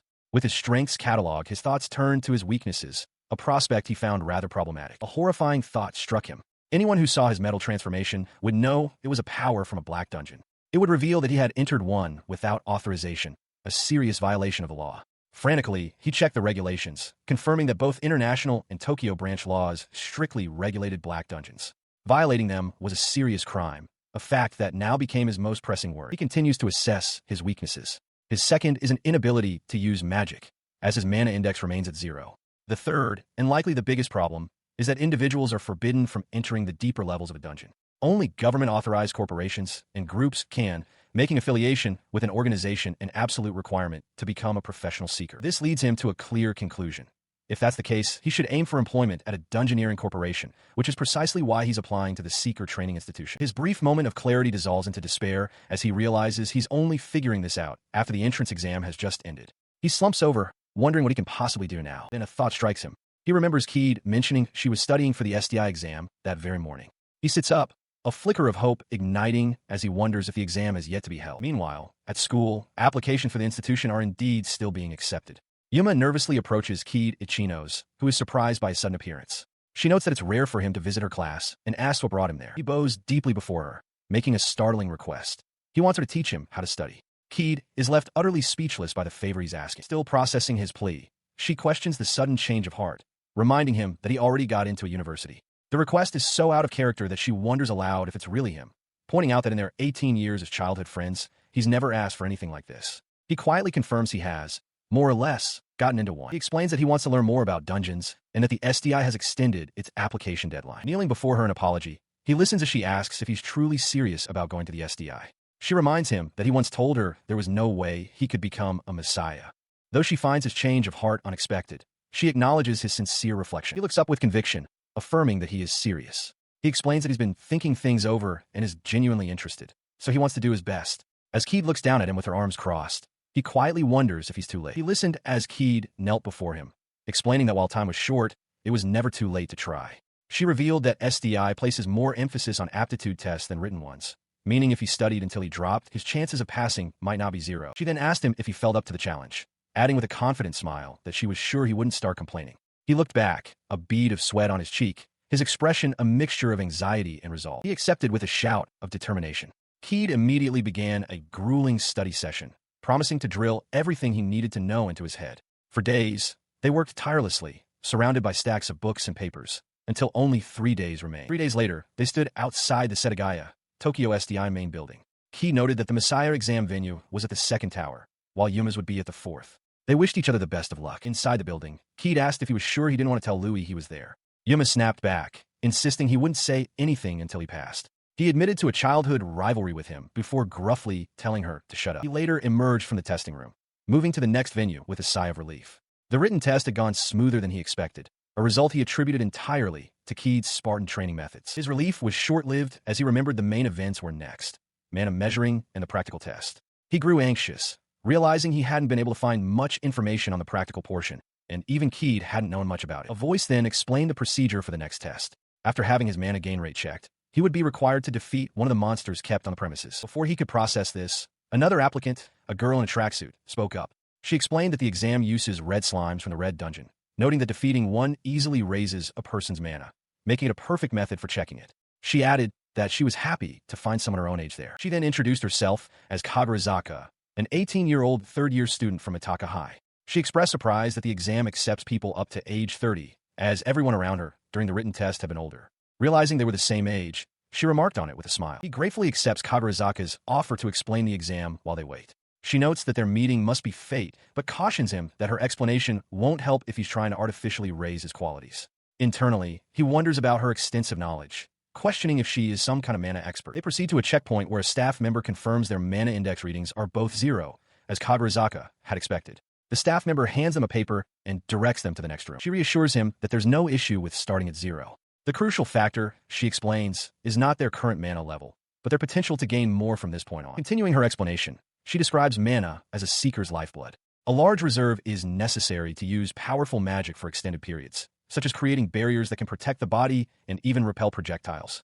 A seeker's strength, she concludes, is fundamentally linked to the amount of mana they possess. Her lesson delves deeper, introducing 2 key concepts, the mana gain rate and the upper mana limit. She clarifies that the amount of mana acquired from a monster differs for each individual, defining their gain rate. This acquisition continues until a person reaches their innate upper limit, a point beyond which their mana will no longer increase. A low limit makes a seeker's career challenging. At that moment, a clerk presents a captured red slime and a knife, instructing them to stab the creature to have their mana index measured again. A wave of anxiety washes over him, and he voices his fear of his mana not increasing at all. Kagurazaka quickly tries to calm him, insisting that he'll be fine and can pass even with a low value. Still doubtful, he asks if she is joking. She confirms she is serious, explaining that some individuals possess a low mana gain rate, but compensate with a very high upper mana limit. He stands in stunned silence as she adds that these inherent qualities are unique to each person. The realization strikes him. He remembers the past year spent tirelessly defeating metal slimes.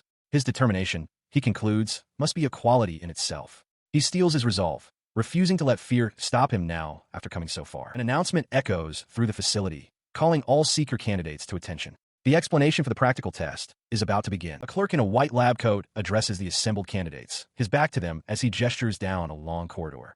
He instructs them to listen carefully. He turns to face them, a tablet held in his hands, standing before a massive, sealed entryway. He warns them of the possibility of injury before revealing their destination. The only facility in Japan that contains an artificial dungeon. This, he announces, is where their practical test will take place. Within an experimental facility known as the artificial dungeon, a test proctor briefs the examinees. He explains that their task is simple. Pass through the first underground floor, find a box containing a ball, and bring it back within the allotted time. However, he warns them that monsters will be released, and they must be avoided. The group of examinees murmurs in confusion, questioning the instruction to avoid the monsters. They wonder aloud why they cannot attack them and what they are supposed to do with their weapons. The proctor clarifies that attacking and bringing weapons are prohibited because the test's true purpose is to measure courage, a vital trait for any seeker. He states that speed is the key metric, and the time it takes to clear the challenge will be evaluated. He reveals the monsters are merely the same red slimes used for mana measurement, not a significant threat, but still urges caution as the test commences. While waiting in line for their turn, Yuma Mitaka remarks to Kagurazaka that the test seems like it will be easy, given that the opponents are just red slimes. She quietly agrees that it seems that way. Suddenly, a piercing shriek echoes from within the artificial dungeon, startling the waiting crowd. Yuma's eyes widen in alarm as he realizes the sound came from the test area, wondering what could possibly be happening inside. Inside, a single red slime quivers under a spotlight, declaring itself to be a terror of the artificial dungeon. It is quickly joined by a horde of others. They proudly announce themselves as the Red Slime Army, boasting that they can scare the living daylights out of crying children. The true scale of their force is revealed.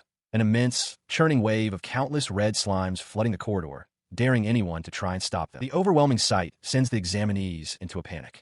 One is swarmed and cries for help, while another flees in terror. Kagurazaka, however, watches with an expression of pure annoyance, complaining that they are taking things too far. At the dungeon's exit, an exhausted examinee collapses onto the floor. A staff member standing nearby calmly announces his time, 8 minutes and 30 seconds. He announced the time for the previous examinee, Kagurazaka, 2 minutes and 58 seconds.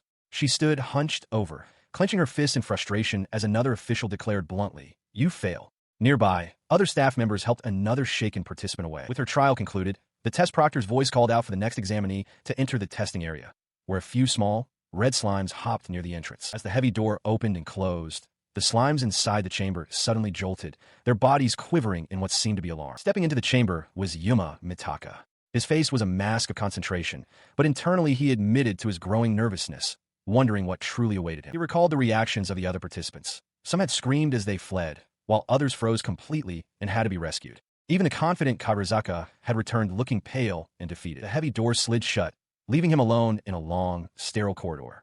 A chilling thought crossed his mind. If the test was that difficult for her, could he even survive? An automated voice then announced that the trial was commencing. As he cautiously proceeded down the hallway, his gaze fell upon a strange, lumpy clump of what looked like slimes, stuck motionless to the side of the wall. He wondered if the mass would attack now that he had the objective item. Deciding it was best not to provoke it, he began to creep past, murmuring aloud that he was just passing through. Once safely past, he paused to look back.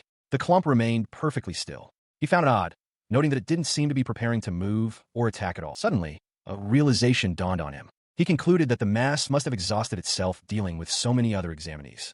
Believing Kagurazaka's trial had worn it out, he felt a surge of relief at his good fortune. He receives his results from the test proctor, 2 minutes and 28 seconds, the fastest clear time so far. Kagurazaka enthusiastically congratulates him, but he modestly attributes his success to luck and the fact that her earlier run had given him an advantage. She seems puzzled by his gratitude. With the exam concluded, he and Kagurazaka part ways in the crowd. She waves, expressing her hope that they both pass, and he waves back in farewell. Walking through the city, he reflects that he has done all he could and now must simply wait. He checks his phone and sees a message from Keed, who tells him her own exam is taking longer than expected and that he should go home. When she asks how he did, he replies simply with a thumbs-up sticker. 1 week later, he stands at home, nervously clutching an envelope containing his results. The news is good.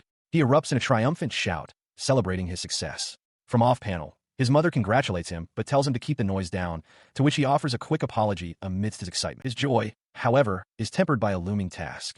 He realizes he must now explain his decision to his parents, who still believe he intends to go to the university he originally chose. He finds his mother working at a desk.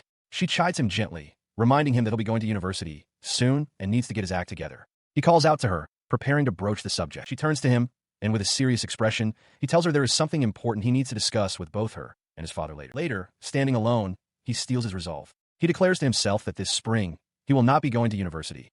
He is going to the Seeker Training Institution. His declaration hangs in the air, met with the stunned, silent shock of his mother and father. She struggles to reconcile this news of her son's sudden growth with the image she holds of him, always online, lazing around, or playing with Mamazu. Yuma explains that the Seeker Training Institution is a school that trains students to become seekers, and graduation is a requirement for employment at Dungeoneering corporations. His father questions the decision, asking why Yuma never mentioned his interest in becoming a seeker before, pointing out that mere interest can only get one so far. He calmly reveals that he has, in fact, already taken and passed the Training Institute's exam. His mother erupts, demanding to know why he didn't consult them, how much the exam fee was, and why he acted without their permission. He apologizes for not saying anything sooner. He then explains the practicalities. The entrance fee was minimal and tuition is free. However, as it's a boarding school, he must cover his own living expenses and study materials. The program lasts 6 months, with midterm exams every 2 months, and failure to perform well will result in expulsion. His father's expression turns serious as he brings up the inherent danger of a seeker's job, questioning if Yuma can truly handle it after graduation. Yuma insists he is serious about this path and wanted to prove his commitment by passing the exam before discussing it, driven by a genuine desire to challenge himself. He acknowledges the risks, admitting he's heard that people lose their lives in this line of work. He understands that a seeker's job is to defeat monsters in dungeons for magic gems, and that it is far from safe. He recalls how even the minor fights in his own yard left his clothes shredded. Despite this, he affirms that he won't be stopped and has already begun studying to prepare for the difficult path ahead. His father presses the point, asking why he couldn't pursue this after graduating from university. Flustered, Yuma admits he had no real goals and was just going to university by default. Now that he has found something he wants to do, he feels he wouldn't be able to put much effort into his university studies anyway. He feels the weight of their disapproval. He sees the intimidating look in his mother's eyes and assumes she's about to lecture him for slacking off. He also believes his father must think he's being naive. The challenge of persuading them seems immense. His father's expression softens unexpectedly. He observes that until this moment, Yuma had never opened up to them about his passions, his interests, or his thoughts. He looks at his son with a hint of smile, admitting that he's surprised. He understands now. Yuma has finally found something he truly wishes to pursue. His father thanked him for being honest, leaving Yuma momentarily speechless as he uttered his father's name. He then laid out a condition. As long as Yuma had made up his mind, he could go for it, but he should take a leave of absence from the university, not withdraw completely. The father promised that if Yuma could successfully manage as a seeker after his training, he would handle the university withdrawal himself. Overwhelmed with relief, Yuma could hardly believe what he was hearing. Overjoyed by this unexpected support, he beamed and thanked his father, promising emphatically that he would not let him down. With a triumphant shout, he dashed out of the room, leaving his parents at the table. His mother, still uncertain, wondered aloud if this was truly a good idea, suggesting university might be the better path. Her husband calmly replied that the choice was ultimately not up to them. He watched his son run, reflecting on the boy's determination. He realized that Yuma had been on this path for a long time, and nothing they could say would stop him. All they could do now was offer their full support, so he could keep running as hard as possible. By April, the day of the Seeker Training Institution's entrance ceremony had arrived. Underneath blooming cherry trees, Yuma walked with Kid Chinos and Awasama Rue. Kid urged the two to hurry, while Rue playfully chided Yuma for his overexcitement. As they walked, Rue expressed her surprise, admitting she had no idea Yuma wanted to become a seeker. She turned to Kid, asking if she had helped him study for the entrance exam. Kid confirmed that she had, adding that she figured Yuma could succeed at anything he put his mind to. Rue's face lit up with a bright smile. She looked at Kid, exclaiming how great it was that all three of them were together again. Kid's serious expression softened into a gentle, heartfelt smile as she agreed, saying she was glad too. He looked at his two friends walking ahead of him, a sense of accomplishment washing over him. He was finally standing next to them again. From now on, he resolved he would work side by side with Louie and Kid. In the distance, the two girls wondered what would happen with their class assignments, speculating they would be based on entrance exam results. The results of the class placements are announced. Amidst a sea of uniformed students, Awasama Rue stands with a self-assured smile, holding a placard designating her as a member of Class 1.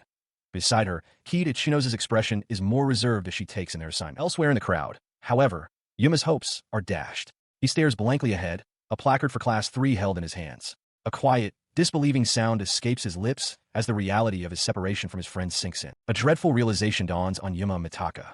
He questions if the school's classes are truly decided by entrance exam scores. If Class 1 is for the top performers, he understands with horror Then his placement in Class 3 means he's been labeled an underachiever from the very beginning. Two of his new classmates introduce themselves. A man with a white headband, Ryosuke Ashiya, waves and announces he's 30 years old, making him the oldest student. Next to him, a younger man with round glasses, Hamanaka, states he is 23. Ashiya cheerfully declares that regardless of their age, they're all underachievers together in Class 3 and should get along. In response, Yuma introduces himself as being 18, prompting Ashiya to note that he's the youngest of the group. The weight of his situation presses down on him. He reflects on his past apathy, his tendency to dismiss things as unfair or too much bother. He now sees the stark contrast with Rue and Keed, who studied diligently every day, working towards their dreams.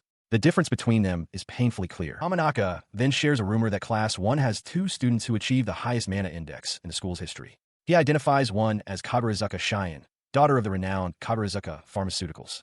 Yuma is stunned, realizing she comes from a completely different world than his own. Ashiya adds that he knows about the other record breaker, a high school student who caught Elsie's eye after helping someone in a red dungeon, an event featured on the news. Yuma's eyes widen as he recognizes the description. It was Rue Amasawa. He silently questions how he can ever bridge the gap with his talented and relentlessly hard-working childhood friend. Continuing with the gossip, Hamanaka mentions another rumor, that among their 3 classes, there is a student whose mana index is 0. Yuma freezes, his gaze falling upon his own results sheet. The number is stark and undeniable. Mana index, 0%. The revelation spreads instantly. Hamanaka shouts in disbelief, asking if Mitaka's mana index is truly 0. Yuma thinks back to Kagurazuka's advice about red slimes easily boosting mana, a method that had no effect on him. His classmates begin to crowd around, demanding to see the proof for themselves. Ashiya takes the results sheet, marveling that it's really 0. He wonders aloud how Yuma even managed to pass the entrance exam, since a score like that would normally mean automatic rejection. Dejected, Yuma explains that he received good grades on the written and practical exams, but is disappointed his mana is still non-existent. He tries to lift Yuma's spirits, telling him not to be so down. Ashiya reveals his own mana index is a mere 0.23, while Hamanaka's is 0.19. He points out that their levels are also incredibly low, making them not so different from Yuma after all, before playfully grabbing a stunned Hamanaka. He continues his speech, insisting that it's too early for them to give up. While their growth might be slow, he suggests it could simply mean their overall mana capacity is higher. He elaborates on his point, explaining that a gap at the starting line is irrelevant. What truly matters is crossing the finish line in the end. Yuma, wide-eyed, begins to grasp the encouraging sentiment. Inspired by this, the trio, Yuma, Ashiya, and Hamanaka, raise their fists in solidarity. They shout in unison, declaring themselves late bloomers and proclaiming that their true challenge is only just beginning. Their newfound resolve is immediately put to the test as they observe a combat training session. Before them, other students battle against a swarm of artificially bred slimes, unleashing powerful attacks. Following this, the 3 dedicate themselves completely to their training. They pore over texts on dungeon-related laws and social conditions, and on their days off, they venture into the Blue Dungeon to gain practical experience by subduing monsters. Yuma takes his training a step further, requesting permission to use the school's artificial dungeon for solo practice. A staff member, impressed by his dedication, grants him access. Yuma explains that as a member of Class 3, he feels compelled to do everything possible to improve, even if just a little. Inside the artificial dungeon, surrounded by monsters, he steels his resolve. He acknowledges that his mana index is the lowest of the group, even lower than Ashiya's and Hamanaka's, which is precisely why he must push himself harder. Clinging to the hope of being a late bloomer, he silently urges his mana index to grow. Despite his intense efforts, the results are disheartening. A comparison of their current levels shows Yuma's mana index remains stubbornly at 0. In contrast, Hamanaka has reached 35.62 and Ashiya 41.23. The 3 sit in stunned silence, their expressions reflecting their deep disappointment. Hamanaka breaks the silence, remarking with grim humor that for Mitaka's score to remain at 0 is a strange kind of talent. Ashiya, however, cuts to the heart of the matter, stating that all 3 of them are in serious trouble. He reveals a dire ultimatum. If they fail to raise their mana index above 50 by the midterm exams, they will be forced to leave the school. This pressure is not unique to them. Throughout their classroom, a sense of discouragement has begun to spread. The slow growth of the mana index is a pervasive issue among the students of the 3rd group, and many are starting to lose hope. Yuma Mitaka clenches his fist, steeling himself with a grim realization.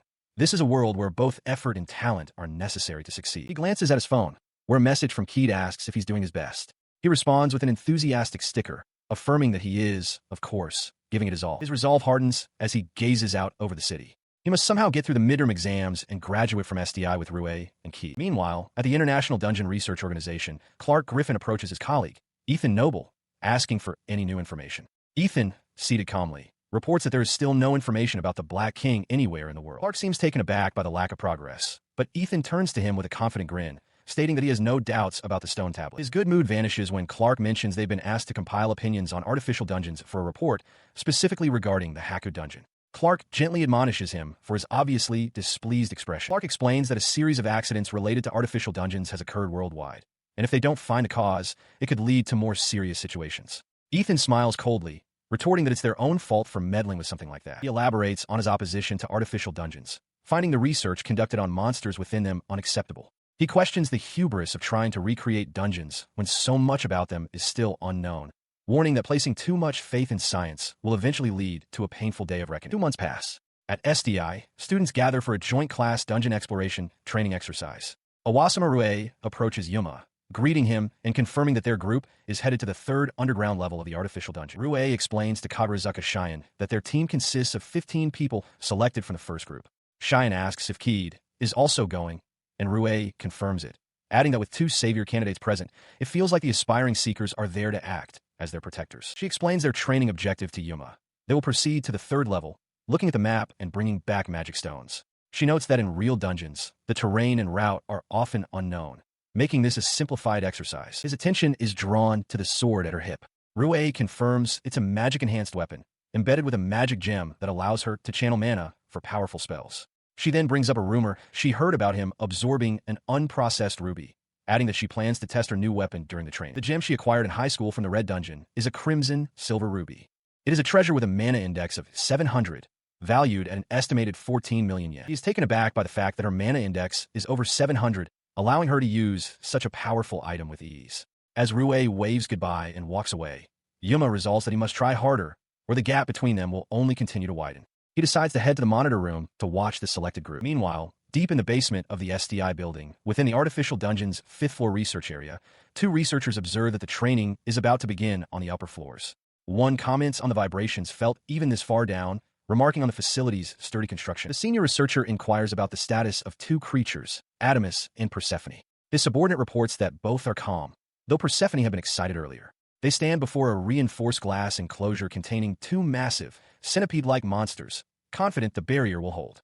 The senior researcher states that the real problem is something else. His focus then shifts to a large, strange egg held within an incubator. The junior researcher confirms they have been monitoring it and have detected faint movements inside. He expresses concern about the danger should it hatch, as they have no idea what kind of monster it contains. The older man dismisses the worry, explaining that the egg was found on the 36th floor of the Green Dungeon, which is not a particularly deep level. He reasons that even if it hatches, the creature will merely be a juvenile and therefore manageable. Suddenly, on a nearby monitor displaying their vitals, the electrocardiogram readings for both researchers begin to spike erratically. They look up, confused by the sudden anomaly. Before they can react, the image on the monitor shows both of their heads violently exploded. In the aftermath of the violence, dark stains spread across the pristine white floor of the basement laboratory. Meanwhile, in a monitor room elsewhere in the facility, a test proctor stood at a podium, announcing to a crowd of students that they would now observe the mock training of a selected group. He explained gravely that dungeons are dangerous places, emphasizing that survival requires more than just defeating monsters.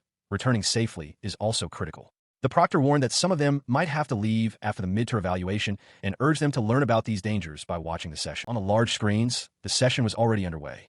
Awasama Rue and Kagurazuka Cheyenne moved with blinding speed, their enhanced weapons carving through the air in a blur of coordinated destruction. Watching from the observation room, Yuma Mitaka could only stare, a smirk of admiration spreading across his face as he witnessed their awesome power. His companions, Ryosuke Ishiya and Hamanaka, were equally impressed. Ryosuke noted that he'd heard magical enhancement weapons required a special aptitude, while Hamanaka added that he'd heard Rue and Kagurazuka's aptitude was so high they were considered monstrously powerful. Yuma silently agreed, his gaze fixed on one of the screens. He acknowledged that the fight was overwhelmingly one-sided.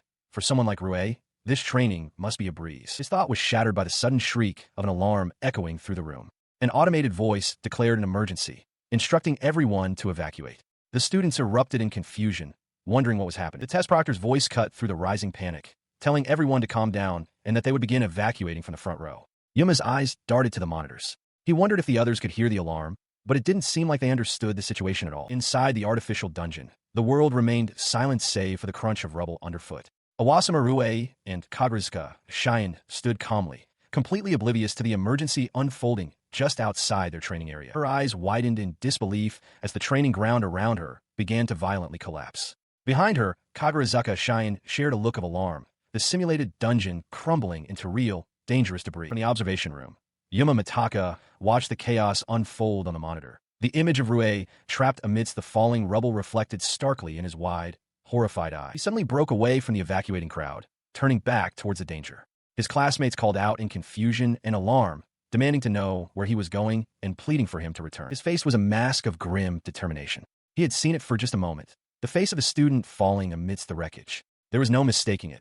The image of Kitachinos was burned into his mind. Within a ruined structure, a small, metallic slime creature dangles from the ceiling, observing a large, multi-eyed spider monster below. The creature notes that something is present. The objective is clear: rescue Kid. As the slime creature sways, a tall, horned woman looks up at it with irritation, telling it to stop. Simultaneously, the spider monster below begins to climb upwards, announcing that something is ascending. The creature realizes it's caught on something. It quickly formulates a plan to escape by transforming into liquid metal, revealing its true nature as a part of Yuma Mitaka. It serves to store his clothes and facilitate his physical transformation into an armored form. It considers that if its clothes were to be torn, its entire body would simply become a weapon. With a final thought of success, the slime's body liquefies and reshapes itself, hardening into the sharp, gleaming blade of a sword. The transformation completes as the newly forged sword lands perfectly in the grasp of a fully armored Yuma. From the background, the spider monster expresses its frustration, calling him a nuisance for ruining its web. His armored face twists into a menacing grin, revealing rows of sharp teeth. He states his purpose with cold determination. He must save Kid, and he will end this fight quickly. In an instant, the horned woman lunges across the chamber, her face a mask of rage as she closes the distance to attack. Yuma stands firm, watching her swift approach. He meets her ferocious, multi-pronged assault with a single, fluid counter. His sword liquefies and extends, whipping around in a defensive arc that parries every one of her strikes simultaneously. The horned woman pulls back, a flicker of surprise crossing her features. She grudgingly acknowledges that he is stronger than she had anticipated. In response, he unleashes a devastating attack. With a powerful swing, his sword carves a perfect circle of destruction around him, the force of the blow shattering the very ground beneath them. He faces the horned demon across the ruined chamber as she declares her subjugation of the Spider-Woman complete. His mind flashes back to his time in the Great Labyrinth, realizing that the training monsters he fought, there were nothing compared to this. He dismisses any thought of collecting magic stones from defeated foes. His only priority is to find Kid, and fast. The urgent thought propels him forward, deeper into the cold, industrial corridors of the facility. As he moves down a long walkway, he notices the floor is pitted with deep craters. He wonders what could have caused such destruction here. He finds his answer moments later. Two enormous, armored centipede monsters block the path, their bodies wrapped around the captive form of Kitachinos. His gaze locks on her bloodied, unconscious face.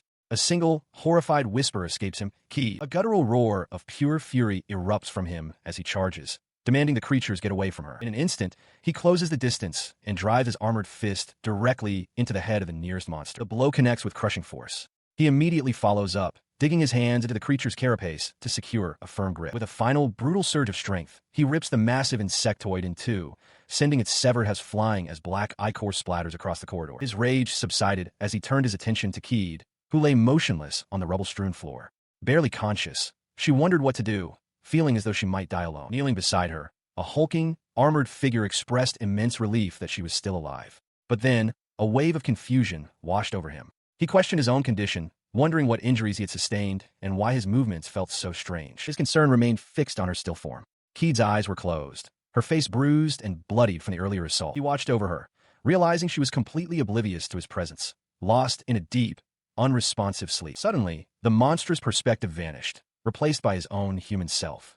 A jolt of panic shot through him as he called out her name, reassuring himself that everything was fine now, that he was here to help. His thoughts spiraled into a familiar fantasy narrative. He pictured a grand castle where a sleeping princess, the very image of Kid, awaited rescue. He recognized it as a popular trope, the kind where a prince always appears. Casting himself as that heroic prince, he imagined arriving to save her, declaring that Princess Kid was now safe.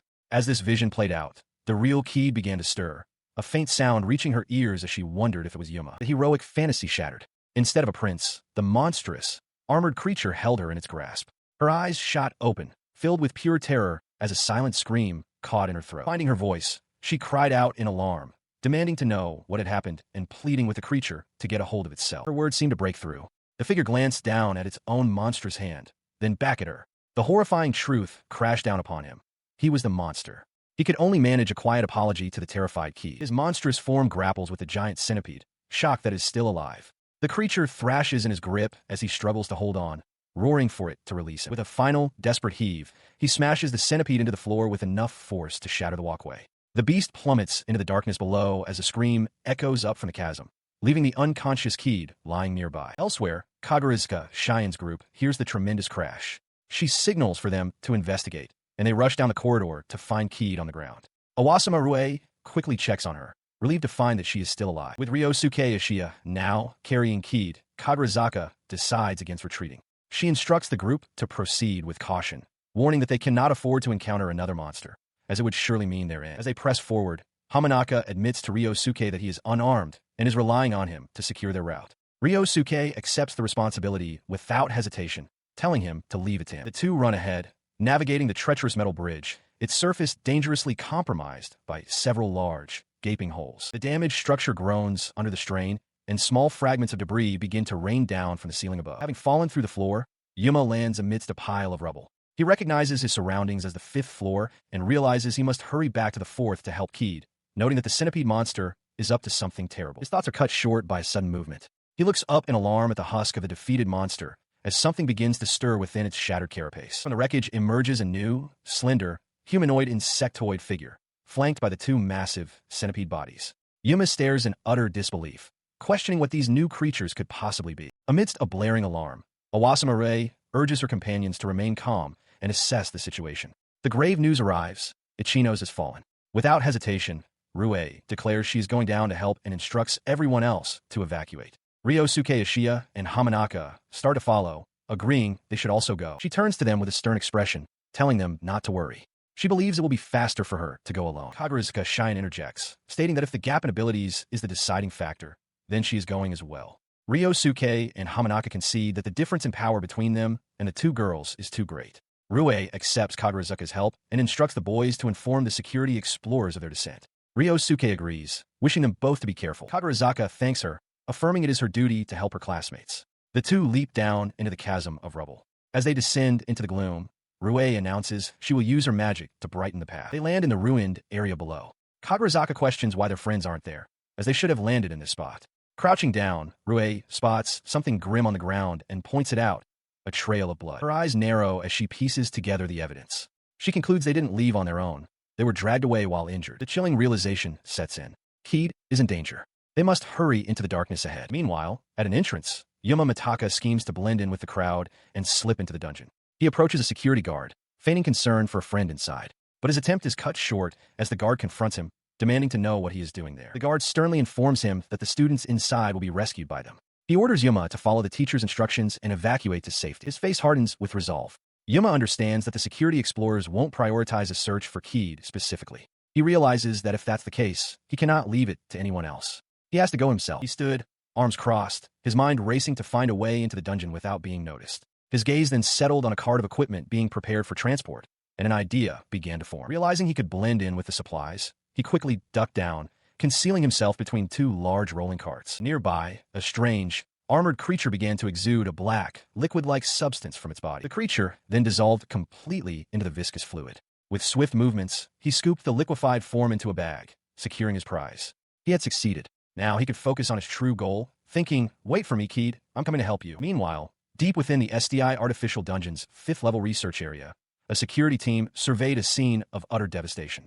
Blood and viscera stained the walls and floors. One of the officers, holding a riot shield, could only ask, "What is this?" The lead officer noted with grim certainty that everyone was dead.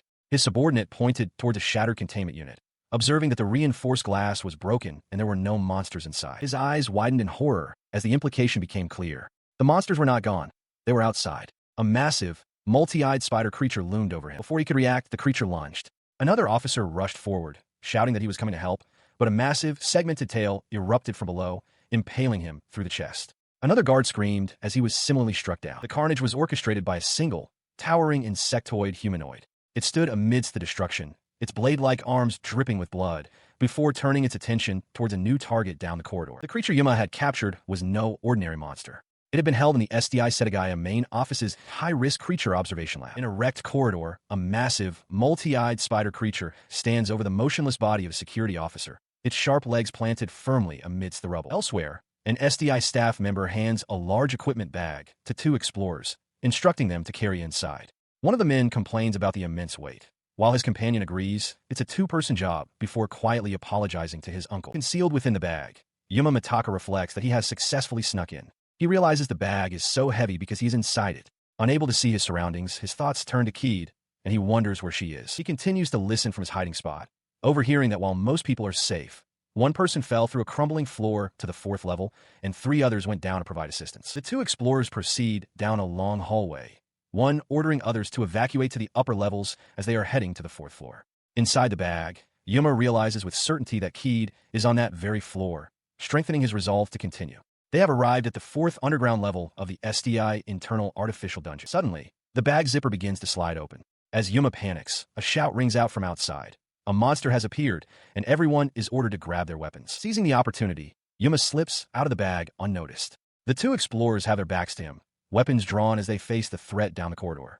He recognizes this as a chance to escape, though he feels a brief pang of worry about the monster. He sees the creature they are confronting, a slender, humanoid mantis. Deciding to leave its subjugation to the professionals, Yuma focuses on his mission to find Keed. The explorers, however, are shocked, identifying the creature as a soul mantis, a deep realm monster. They wonder why such a creature would appear there, as its presence should indicate multiple high-level explorers are nearby. Before the explorers can formulate a plan, the soul mantis darts forward with blinding speed. In a single, fluid motion, its bladed arms slice through both of them. The aftermath is swift and brutal. The blonde explorer slumps against a railing, mortally wounded, as his companion lies motionless on the floor below. With his fading strength, he attempts to transmit a final report, confirming an encounter with a deep-layer monster, Soul Mantis, on the 4th basement level. Standing atop a mound of vanquished insectoid monsters, Kagurazaka Cheyenne and Iwasamare take a brief moment. Rue complains that she's exhausted and feels gross, urging Kagurazaka to hurry onward. Kagurazaka dismisses her friend's fatigue, noting they've taken down about 100 creatures together. As they run through a facility corridor, Rue continues to lament how gross the monsters are, wishing someone had warned her. She questions why the SDI lab seems to only collect insect types when there are so many other kinds in the world. Kagurazaka suggests it might be for ease of management, since they're all the same type. Her speculation is cut short as she skids to a halt, her eyes widening in sudden alarm at what lies ahead. From a swirl of dark energy, a new threat emerges. A monstrous being with the upper torso of a horned woman and the lower body of a giant spider. Rue recognizes the creature with dawning horror, recalling it from her classes. She identifies it as the vicious arachne from the Green Dungeon, questioning why such a monster would be here. Kagurazaka's mind races. She knows this monster manipulates steel threads that can cut through anything, and that they stand no chance of defeating it. Despite this, the thought that Keed might be just beyond this corridor fuels her determination. The arachne attacks without hesitation, its slender fingers weaving a net of razor-sharp threads that slice through the air towards them. The threads effortlessly carve deep gouges into the reinforced walls and floor of the corridor, a terrifying display of their cutting power. A stray thread grazes Kagurazaka's arm, shredding her uniform. The close call shatters their resolve. Kagurazaka realizes with frustration that it's no use. They can't do anything. She tells a stunned Rue that they have to run. Her face set with grim purpose, Kagurazaka accepts their powerlessness against the 2 monsters blocking their path, the arachne and another massive spider. She declares that they must find a different route to save Keed, no matter the cost. Meanwhile, the arachne that had forced the retreat wanders through the facility, expressing frustration. The layout is like a maze, and she is unsure of where to go. As she feels a surface, she remarks on its stickiness. Nearby, a black slime monster is completely bound in thick, white thread, struggling futilely and wondering what this strange substance is. Inside a ruined structure, the spider-like monster, Arachne, notices something hanging from the ceiling. As she pokes at the suspended, cocoon-like object, it begins to rise. She recoils, shouting for it to stop poking her back. From within, the black slime realizes its host clothes are getting caught in its metallic form.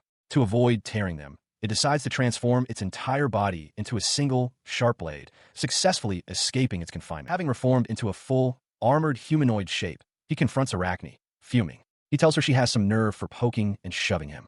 With no time to waste, he declares his intention to end the fight immediately so he can save Keed. In response, Arachne shrieks and lunges forward, her spider legs propelling her across the floor at incredible speed, closing the distance for an attack. He meets her charge head-on. His right arm morphs into a long, sharp blade, which he swings in a wide, fluid arc to parry her assault. Their weapons clash with a deafening clang. Arachne smirks, observing that her opponent is not as strong as she had thought. With a sudden burst of force, she shatters his blade, sending fragments of dark metal flying in all directions. Despite his weapon's destruction, he stands victorious over the crumbling remains of the Spider-Woman. He dismisses her as a mere training monster, then quickly refocuses, realizing this is no time to search for loot. He must find Keed. He presses onward, entering a new section of the facility. He pauses, surveying the strange area, noting that the floor is riddled with large, unsettling holes. His search comes to a horrifying end. He finds Keed, unconscious and bleeding, held tightly in the pincers of two massive centipede monsters. He can only whisper her name in shock. He roared with fury, his voice distorted by the monstrous armor, demanding the creature get away from Keed. He lunged forward, his arm transformed into a sharp blade, and thrust it directly at the centipede's head. The blade pierced the monster's armored head, the force of the impact sending a shockwave through its body as it still held Keed in its grasp. The blow was devastating, completely obliterating the centipede's upper body in a spray of dark fluid and shattered carapace. With the immediate threat gone, he rushed to her side, calling her name. She lay motionless, and panic set in as he wondered what to do, fearing she might be dead. A wave of relief washed over him when he confirmed she was alive, though injured. He realized he shouldn't move her too much. She began to stir, her breathing soft and even, as if merely sleeping through his turmoil. The armor around him dissipated, revealing Yuma in his normal attire. As her eyes fluttered open, he tried to reassure her, telling her that everything was okay now and that he was there to save her. Her waking mind, however, was not processing reality. Instead, it drifted into a familiar fantasy, the kind of development she'd seen in stories before, a popular trope where a princess is rescued by a prince. In this hazy dream, she cast herself as the princess and saw Yuma as a dashing, sparkling prince, assuring her that he was there to save her.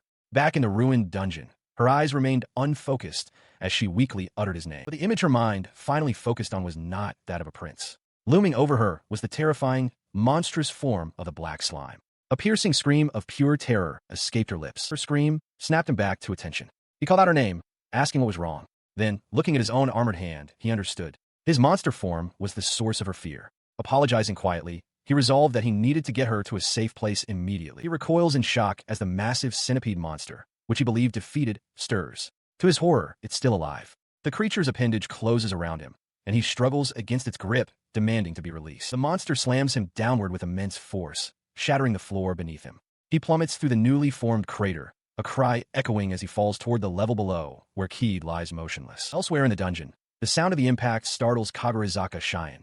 Her companion, Awasama Rue, points out that she heard something in the distance and suggests they investigate. As they move forward, they find Keed lying on the floor. Cheyenne calls out her name in concern, and after a quick check, confirms that she's still alive. With Rue now carrying the unconscious Keed, Cheyenne decides they should head back, cautioning that they must move carefully to avoid any more monsters. She expresses grave concern, noting that another encounter with the creature known as Arachne would be fatal, especially since they have no weapons left. She entrusts securing their escape route to Rue, who readily accepts the responsibility. They begin their retreat, hurrying down a long, structurally compromised corridor, the floor pockmarked with deep craters from the recent battle. The extent of the destruction is stark, with fractured concrete and gaping holes testifying to the power that was unleashed. Meanwhile, having landed on another level, Yuma stands amidst the debris. He looks at the defeated centipede monster and realizes the creature's rampage is causing chaos throughout the dungeon.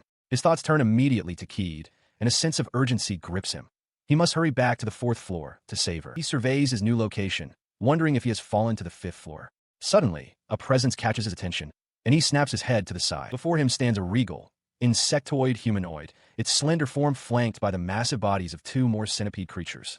Stunned by the unexpected appearance of these new beings, Yuma can only stare and question what they are. At the Seeker Training Institution, SDI, an emergency meeting is convened in the main building's principal's office. Principal Nomura, a man with white hair and glasses, asks for an update on the current situation. His aide, a man with a distinct mustache, begins his report, confirming what they know so far. The aide explains that all the monsters being bred in the research lab have escaped and are now rampaging across the 4th and 5th floors. Furthermore, they have lost contact with the explorers sent to suppress the outbreak, and 3 SDI students who were training in the artificial dungeon are now unaccounted for. Hearing this, Principal Nomura clenches his hands, sweat forming on his brow.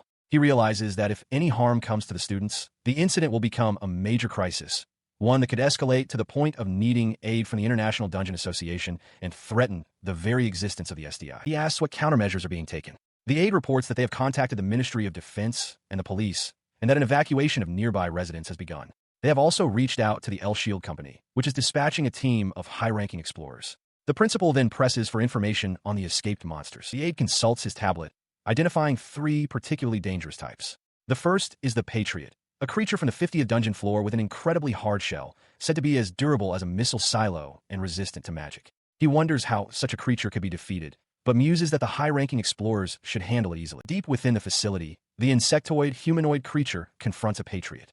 With a powerful thrust, it easily pierces the monster's supposedly impenetrable shell. The creature remarks that the shell is far softer than anticipated, and that defeating it will be simple. With a flurry of slashes, it destroys several of the Patriot monsters, their armored bodies bursting apart. The insectoid humanoid confidently declares the subjugation of the creatures complete. Back in the principal's office, the aide's expression turns grim as he continues his report. He announces that the second dangerous monster is known as Persephone. He elaborates that the third is a 3-headed centipede from the 60th floor of the Green Dungeon. Principal Nomura asks if it's more dangerous than Adamus. The aide confirms it is, explaining its exoskeleton is incredibly tough, and, when threatened, it secretes a powerful poison. The principal recoils, startled by the mention of poison. The 3-headed centipede looms, a viscous fluid dripping from its maw. It declares that a single drop of its poison causes instant death.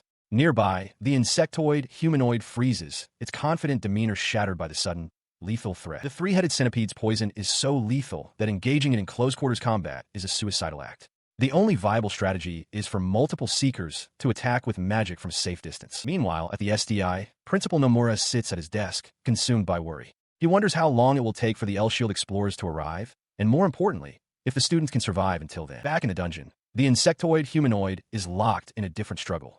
The pill bug monster, Decadent Gamushi, clamps its jaws onto his arm, prompting a cry of disgust from the humanoid. He recoils, shouting at the creature for drooling on him. With a grunt of annoyance, he grabs the monster's head with both hands, declaring that this is how it will end. With a surge of raw strength, he tears the pill bug monster in half, splattering its dark fluids across the ground. He stands over the bisected corpse and turns his attention to the spider-like monster, Arachne, who watches from a nearby staircase. He points his bladed arm at her, stating that she is all that remains. In response, Arachne's eyes glow with an unnerving light, her expression completely unfazed by the display of power. At the same time, Principal Nomura continues his briefing, asking his aide about the third monster. The aide confirms that the third creature, Arachne, was the most dangerous one held at the research facility. The principal leans in as his aide elaborates, showing him an image of the creature. Arachne possesses the upper body of a human female and the lower body of a spider, a powerful combination captured on the 86th floor of the Green Dungeon by high-ranking L-Shield explorers. However, 2 of those explorers were killed in the encounter. The aide concludes that the thread she produces is even more problematic than the other 2 monsters. He slams his fist on the desk, demanding to know why such a dangerous monster was brought to his facility. He roars that ensuring the safety of human lives should be their highest priority. In response, his aide explains that the research is a direct request from the state, necessary for dungeon conquest and to study the creature's ecology. This facility was chosen for its high security level, he continues, and because the third sector's research and explore training divisions have separate command structures, they are unable to interfere. The principal grits his teeth in frustration, unable to argue. His aide can only offer a sincere apology for the situation. After a tense moment, the aide reports that there's another problem. The explorers sent to provide assistance in the artificial dungeon have lost communication, right as they were about to mention something peculiar. His eyes widen at the news. The report indicates they encountered a deep floor monster, Soul Mantis, on the 4th basement level before the connection was lost. The principal reflects that as a private sector manager, he has never even heard of a deep floor monster, let alone a dungeon that would warrant such a classification. These are creatures from the deepest levels of dungeons, so powerful that conventional weapons are useless against them. Even dozens of high-ranking explorers are not enough to capture one. The aide clarifies that bringing a live deep floor monster to the Institute is impossible. What they found in the Fukushima dungeon was a fossilized egg, which was then transported for research. That egg belonged to Soul Mantis. Looking at a tablet, the principal wonders how Arachne could possibly be stronger. The information on the screen confirms his fears. Soul Mantis' strength is nothing compared to Arachne's. The report details Soul Mantis' steel-hard body and its 4 arms, which can sever any object with extraordinary speed. Furthermore, it can use wind magic, with blades of wind that slice through tank armor like paper. To make matters worse, this deep-floor monster possesses regenerative abilities, making it extremely difficult to defeat. The report suggests that even L-Shield's forces might not be enough, and a subjugation request to Japan's explorers may be necessary. Overwhelmed, the principal leans back in his chair. He concludes that the situation is impossible. He cannot imagine any way for things to turn out well from this point forward. He contemplated the facility, the weight of the crisis pressing down on him. To think it had come to this, an utterly unmanageable situation. He was at a complete loss, wondering how on earth he was supposed to bring any of this back under control. The insectoid humanoid stands his ground as a strange energy crackles around him. He wonders what is hitting his body and why it's making such an odd movement. He continues to observe the effect, a sense of familiarity washing over him. He feels as though he has seen this somewhere before. The sensation triggers a memory of a metal green slime, whose body was highly resistant to wind magic. He realizes that the green magic stone he possesses must be granting him a similar resistance. This reminds him that the final boss of the lower dungeon also uses powerful magic, making this new opponent, a soul mantis, an unwelcome distraction. He considers the other obstacles he must overcome before reaching the final boss: a strange spider monster, 2 giant pill bugs, and a centipede. He concludes that he cannot afford to waste time on mid-bosses, as his up rate is too low to make defeating them worthwhile. His opponent, the soul mantis, speaks, claiming its appearance is a coincidence. It declares its intent to defeat him, raise its own mana, and then proceed to rescue someone named Ki. Without another word, it lunges forward with blinding speed. Its bladed arms cross in a powerful X-shaped strike, catching the insectoid humanoid completely by surprise. The powerful strike connects with a deafening crash, shattering the very ground beneath them as the insectoid humanoid cries out. As the dust settles, the two combatants face each other across the fractured terrain. The insectoid humanoid assesses the damage, realizing the attack was quite effective, while the soul mantis stands ready. The situation grows more dire as 2 more mantis creatures appear, flanking the first. They observe that their target looks troubled as he is forced to defend against their desperate, relentless assault. He reflects on the irony of the situation, thinking that if his opponents were other SDIs, they would have made for excellent training partners. He laments that he is the only one who can become a metal human. Shaking off the thought, he points forward, declaring that it's time to go rescue Ki. He unleashes a devastating attack, a storm of sharp projectiles erupting from his body to shred one of the soul mantis creatures. He calls out the name of his fatal technique, Uni. Standing over the fallen monster, he glances up at a gaping hole in the ceiling, contemplating his next move. He must find a way to ascend back to the 4th floor. In the aftermath of the swift battle, the remains of all 3 soul mantis creatures lie dissolving on the ravaged floor. From the pooling remains, a new, more grotesque monster begins to regenerate and rise. Hamanaka observes with alarm, explaining to Yuma that some monsters possess regenerative abilities. Yuma can only stare in disbelief, overwhelmed by the power of what seems to be a final boss. Yuma anxiously asks how they could possibly defeat such a foe. Hamanaka clarifies their only options: use magic to inhibit its regeneration or inflict damage so massive it cannot recover. Overhearing this, the insectoid humanoid considers his options, resolving to use a somewhat dirty tactic if it means he can proceed. He lunges forward, driving his fist directly into the regenerating monster's face with immense force. In response to the blow, the monster's body liquefies into a black, viscous substance, ensnaring his arm. Suddenly, a small fox-like creature appears, telling the insectoid not to worry. It explains that since he can't use magic, it will handle the situation, urging him not to take it badly. Nearby, a small, round slime creature announces that its spell is ready. A bright light emanates from it as it declares the completion of its wind magic, Kamakiri subjugation. The scene shifts to the exterior of a large building, where an official announcement is broadcast. 20 members of the 3rd search party have been located, and the search is now officially underway. The announcement continues. 3 missing persons were discovered on the 3rd floor. One of them, a woman, is unconscious and requires immediate transport to a hospital. Below, an ambulance waits as the unconscious Ki de Chinos is carried out on a stretcher. Within the sterile corridors of a facility, a young man in tactical gear reports to his superior. He addresses Captain Sayura, stating that despite a thorough investigation, they have found no monsters anywhere. The captain looks on grimly as they stand in a long, debris-strewn hallway. His subordinate continues, clarifying that while no creatures are present, there are definite traces that monsters were once here.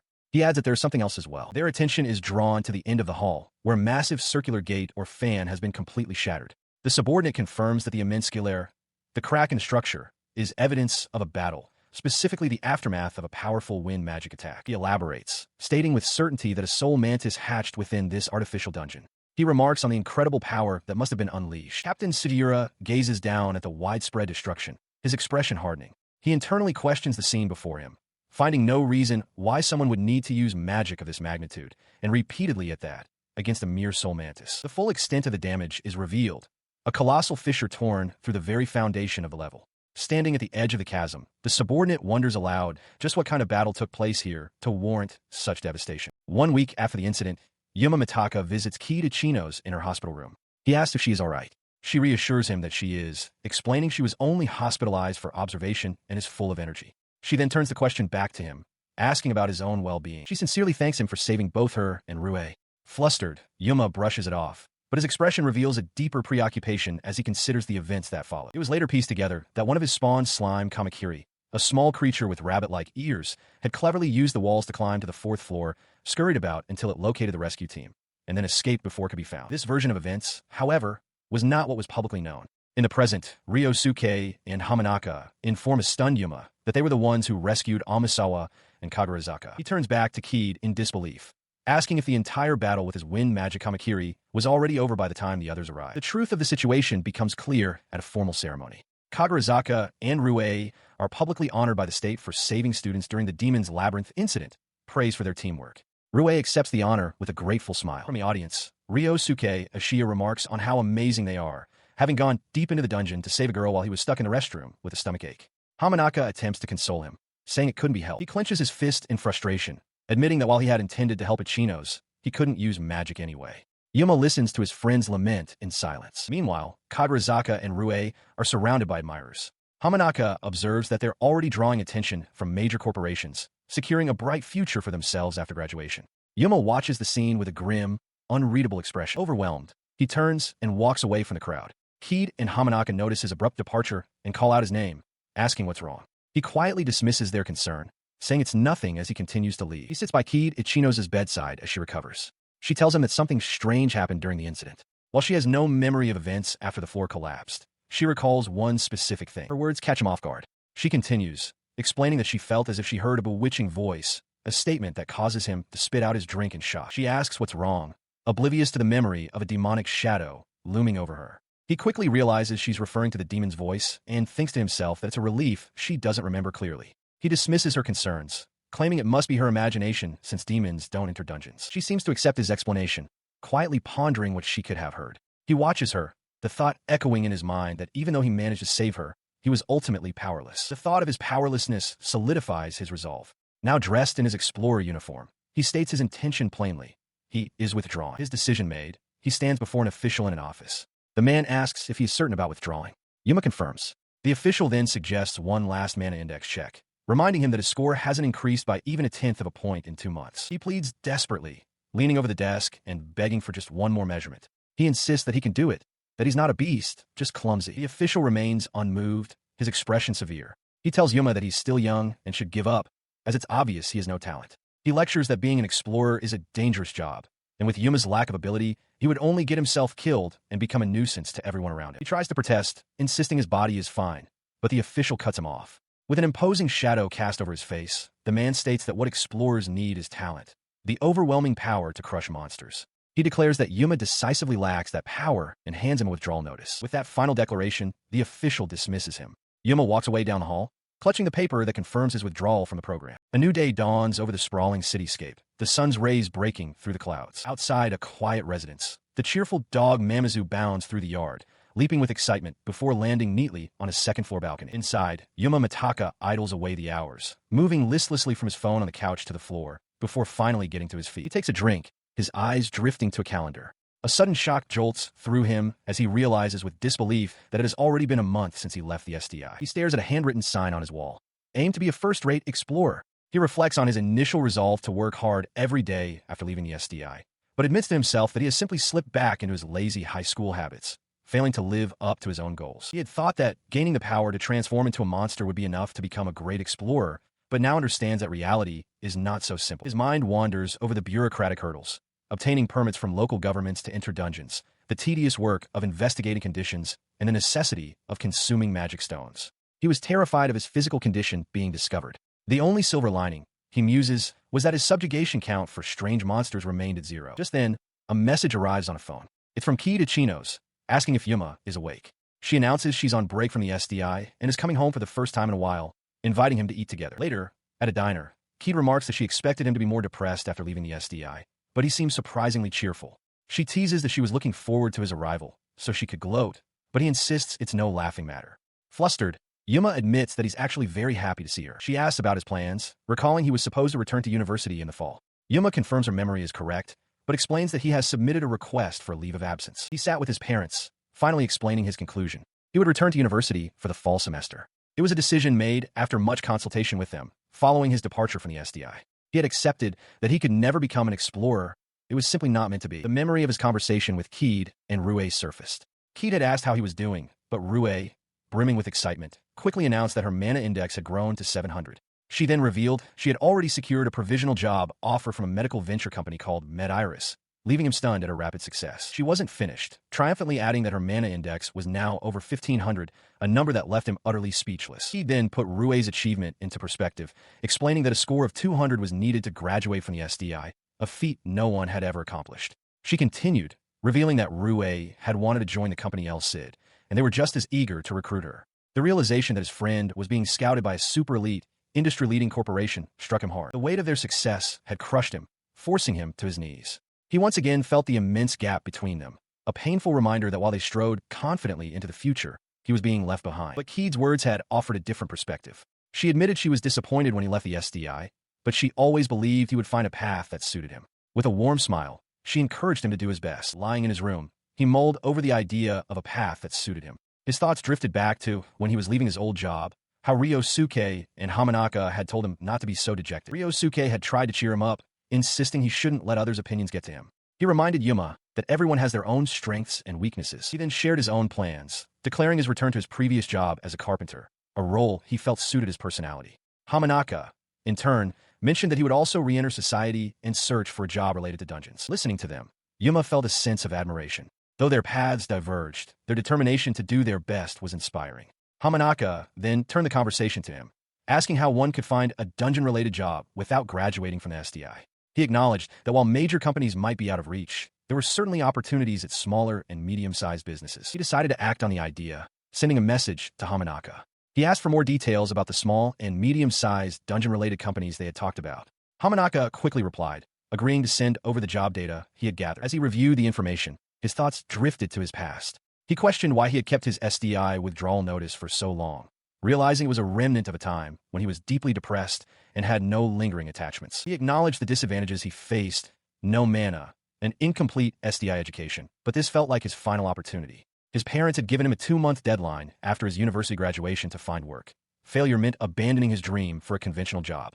Fueled by this ultimatum, he sifted through Hamanaka's list, selected the most promising companies, and threw himself into the application process, determined to become a seeker. 2 weeks passed. An email arrived on his phone from the East Japan Dungeon Corporation, formally rejecting his application. The news shattered him. He collapsed to the floor, reeling in disbelief. He questioned why this was happening, wondering if his lack of ability was the cause, even though he hadn't reached that stage of the process.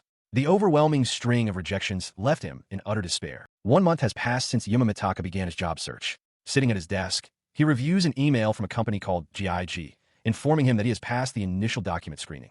This is only the 3rd such notice he's received. He muses that perhaps smaller companies are more likely to see his potential, feeling a sliver of hope amidst his otherwise discouraging hunt. With renewed determination, he stands before a towering corporate building. He resolves to become an explorer, convinced that if he can just convey his intense passion, the company will surely want him. He steels himself to get through the interview, no matter what. That resolve quickly evaporates inside the building. Seated for his first corporate interview, he is visibly nervous, sweating under the pressure. He glances around the waiting area, intimidated by the other applicants. They all appear so polished and intelligent, like graduates from major universities. He realizes with a jolt that this is nothing like he imagined. It's not an interview for explorers where grit matters, but a corporate selection where appearances and credentials are key. His anxiety deepens as he overhears 2 other candidates. A young woman states she's a 4th year at O'Halvard Women's University and obtained a Level 2 National Dungeon Paramedic license specifically for this job. The young man next to her adds that he's a 4th year at Itsubashi University's Dungeon Research Department and has participated in about 40 dungeon experience sessions. The weight of their qualifications crushes him.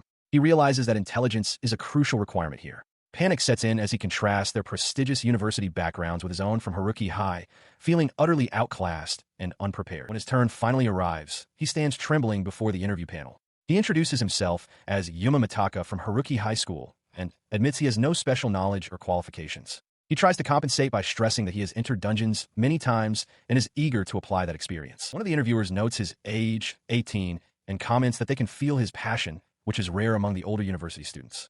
Yuma feels a surge of relief, thinking that his enthusiasm has finally been recognized and properly evaluated. His hope is instantly shattered by the interviewer's follow-up question. He is asked if entering dungeons so frequently means his mana index has also increased. The question strikes Yuma with the force of a physical blow, and his face drains of all color. The interviewer looks down at a screen, murmuring about SDI and Nakatomi. The connection is made. Defeated, Yuma understands. He thanks the man for his time as the interviewer dismisses him and calls for the next candidate. Utterly dejected, Yuma Mitaka slumps onto a park bench, his briefcase forgotten beside him. The weight of his failure presses down, his face a mask of exhaustion and disappointment as he stares blankly into space. His mind flashes back to a more hopeful time, a younger version of himself filled with fiery resolve. He remembers vowing that he was different now, that unlike his high school days of empty talk, he now possessed the drive, the goals, and a willingness to work for them. He was determined to prove how much he had changed. The memory makes him cringe in the present.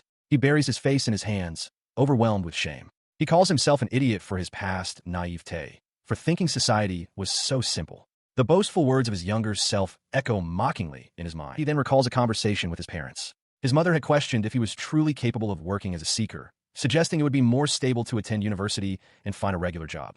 He now understands why they had opposed his decision so strongly.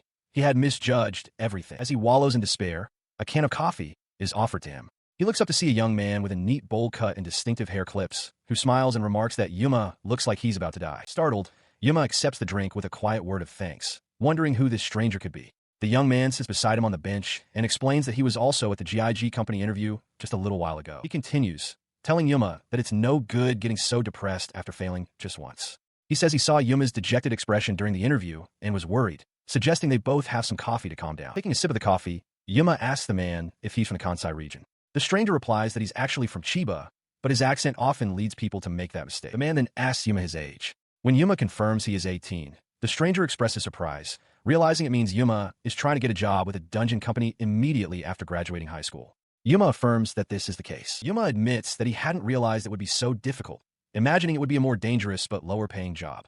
The stranger listens intently, a thoughtful look on his face, before remarking that such an idea is a story from long ago. He explains that the perception of dungeon work has changed. With advancements in research and weaponry, the industry's safety has improved dramatically, leading to high salaries and making it a dream profession for many. He continues, noting that the instability of past dream jobs like entertainers or pro athletes has diminished, making the stable, high-paying explorer role more appealing.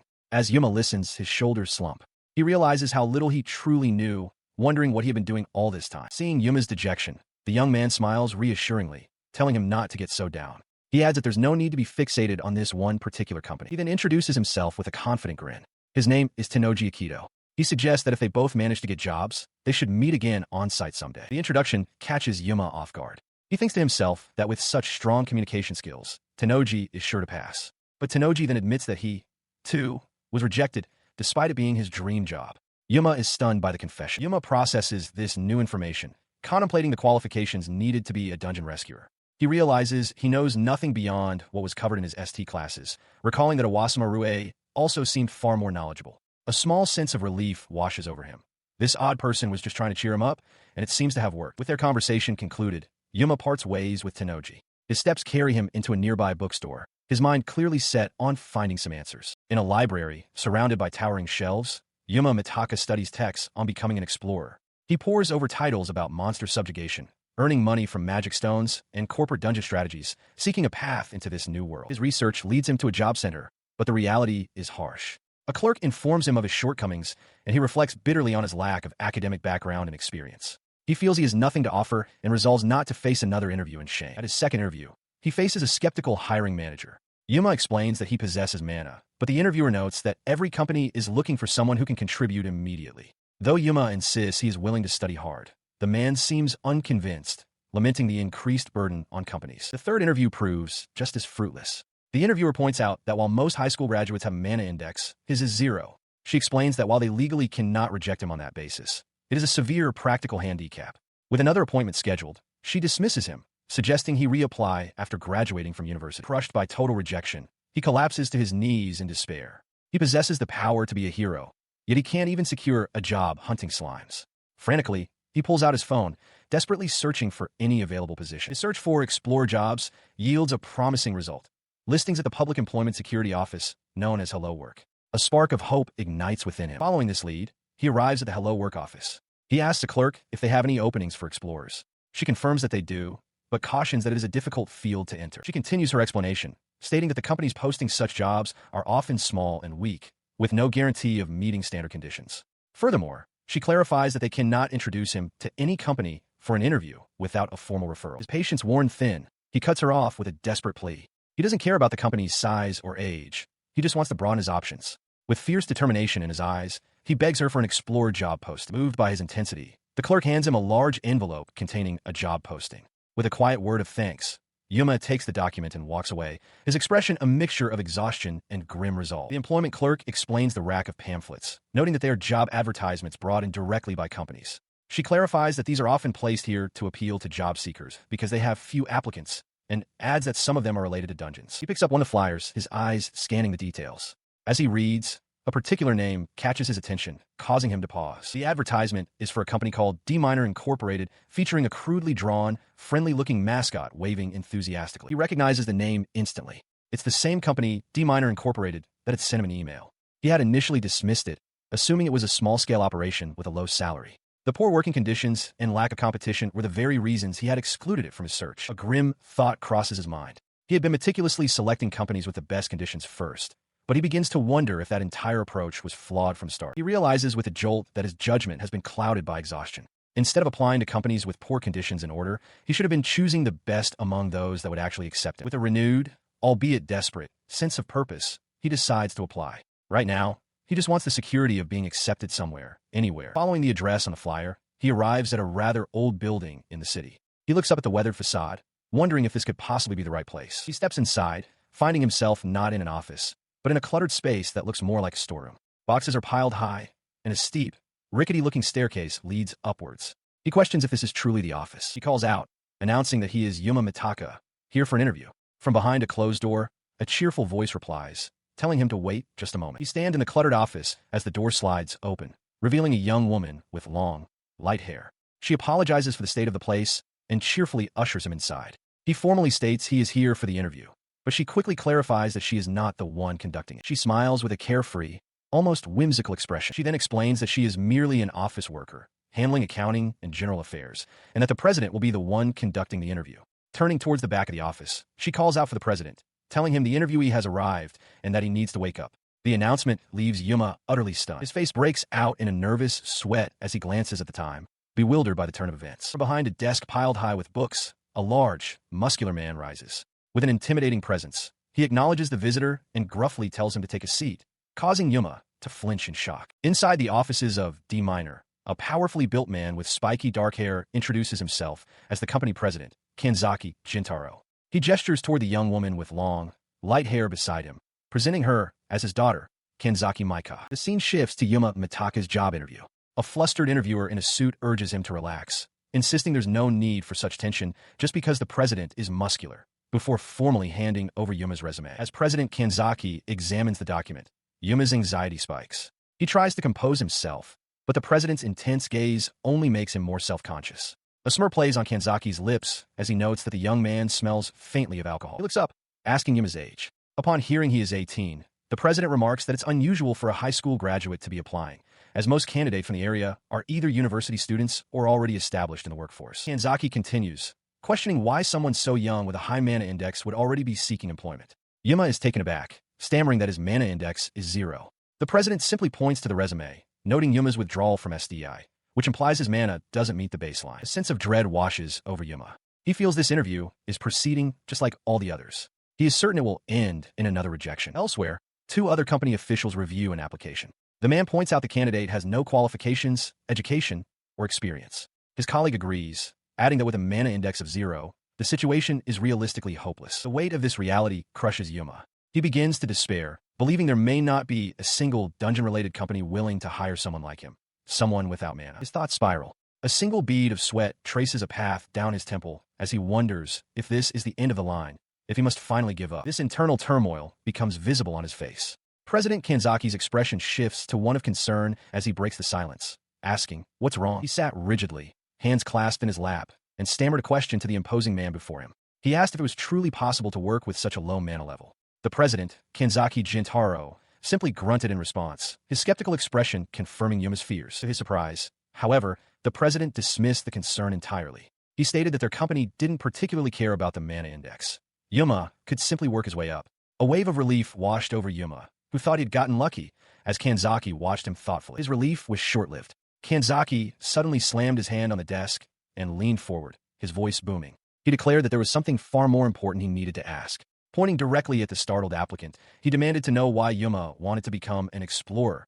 He wanted to hear his true motivation. The weight of the ultimatum struck Yuma, who began to sweat under the intense pressure. He understood that his answer to this single question would determine whether or not he was hired. His mind raced with panic. This was a rare opportunity, a company that might actually give him a chance despite his zero mana index. He could not afford to give a wrong answer. His thoughts flashed back to the interview preparation books he had studied.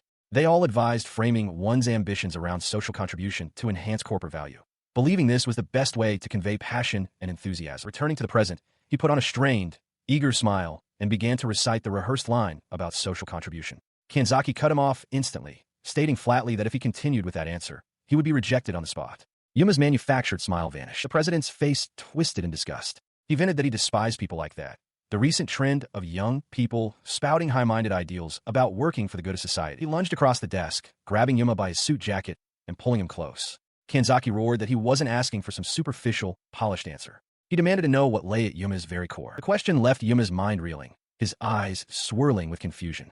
Kanzaki pressed on, asking when he first decided to become an explorer, or even when he first became aware of them. Elsewhere, a young woman named Kanzaki Maika sighed, exasperated, as if she had seen this all before.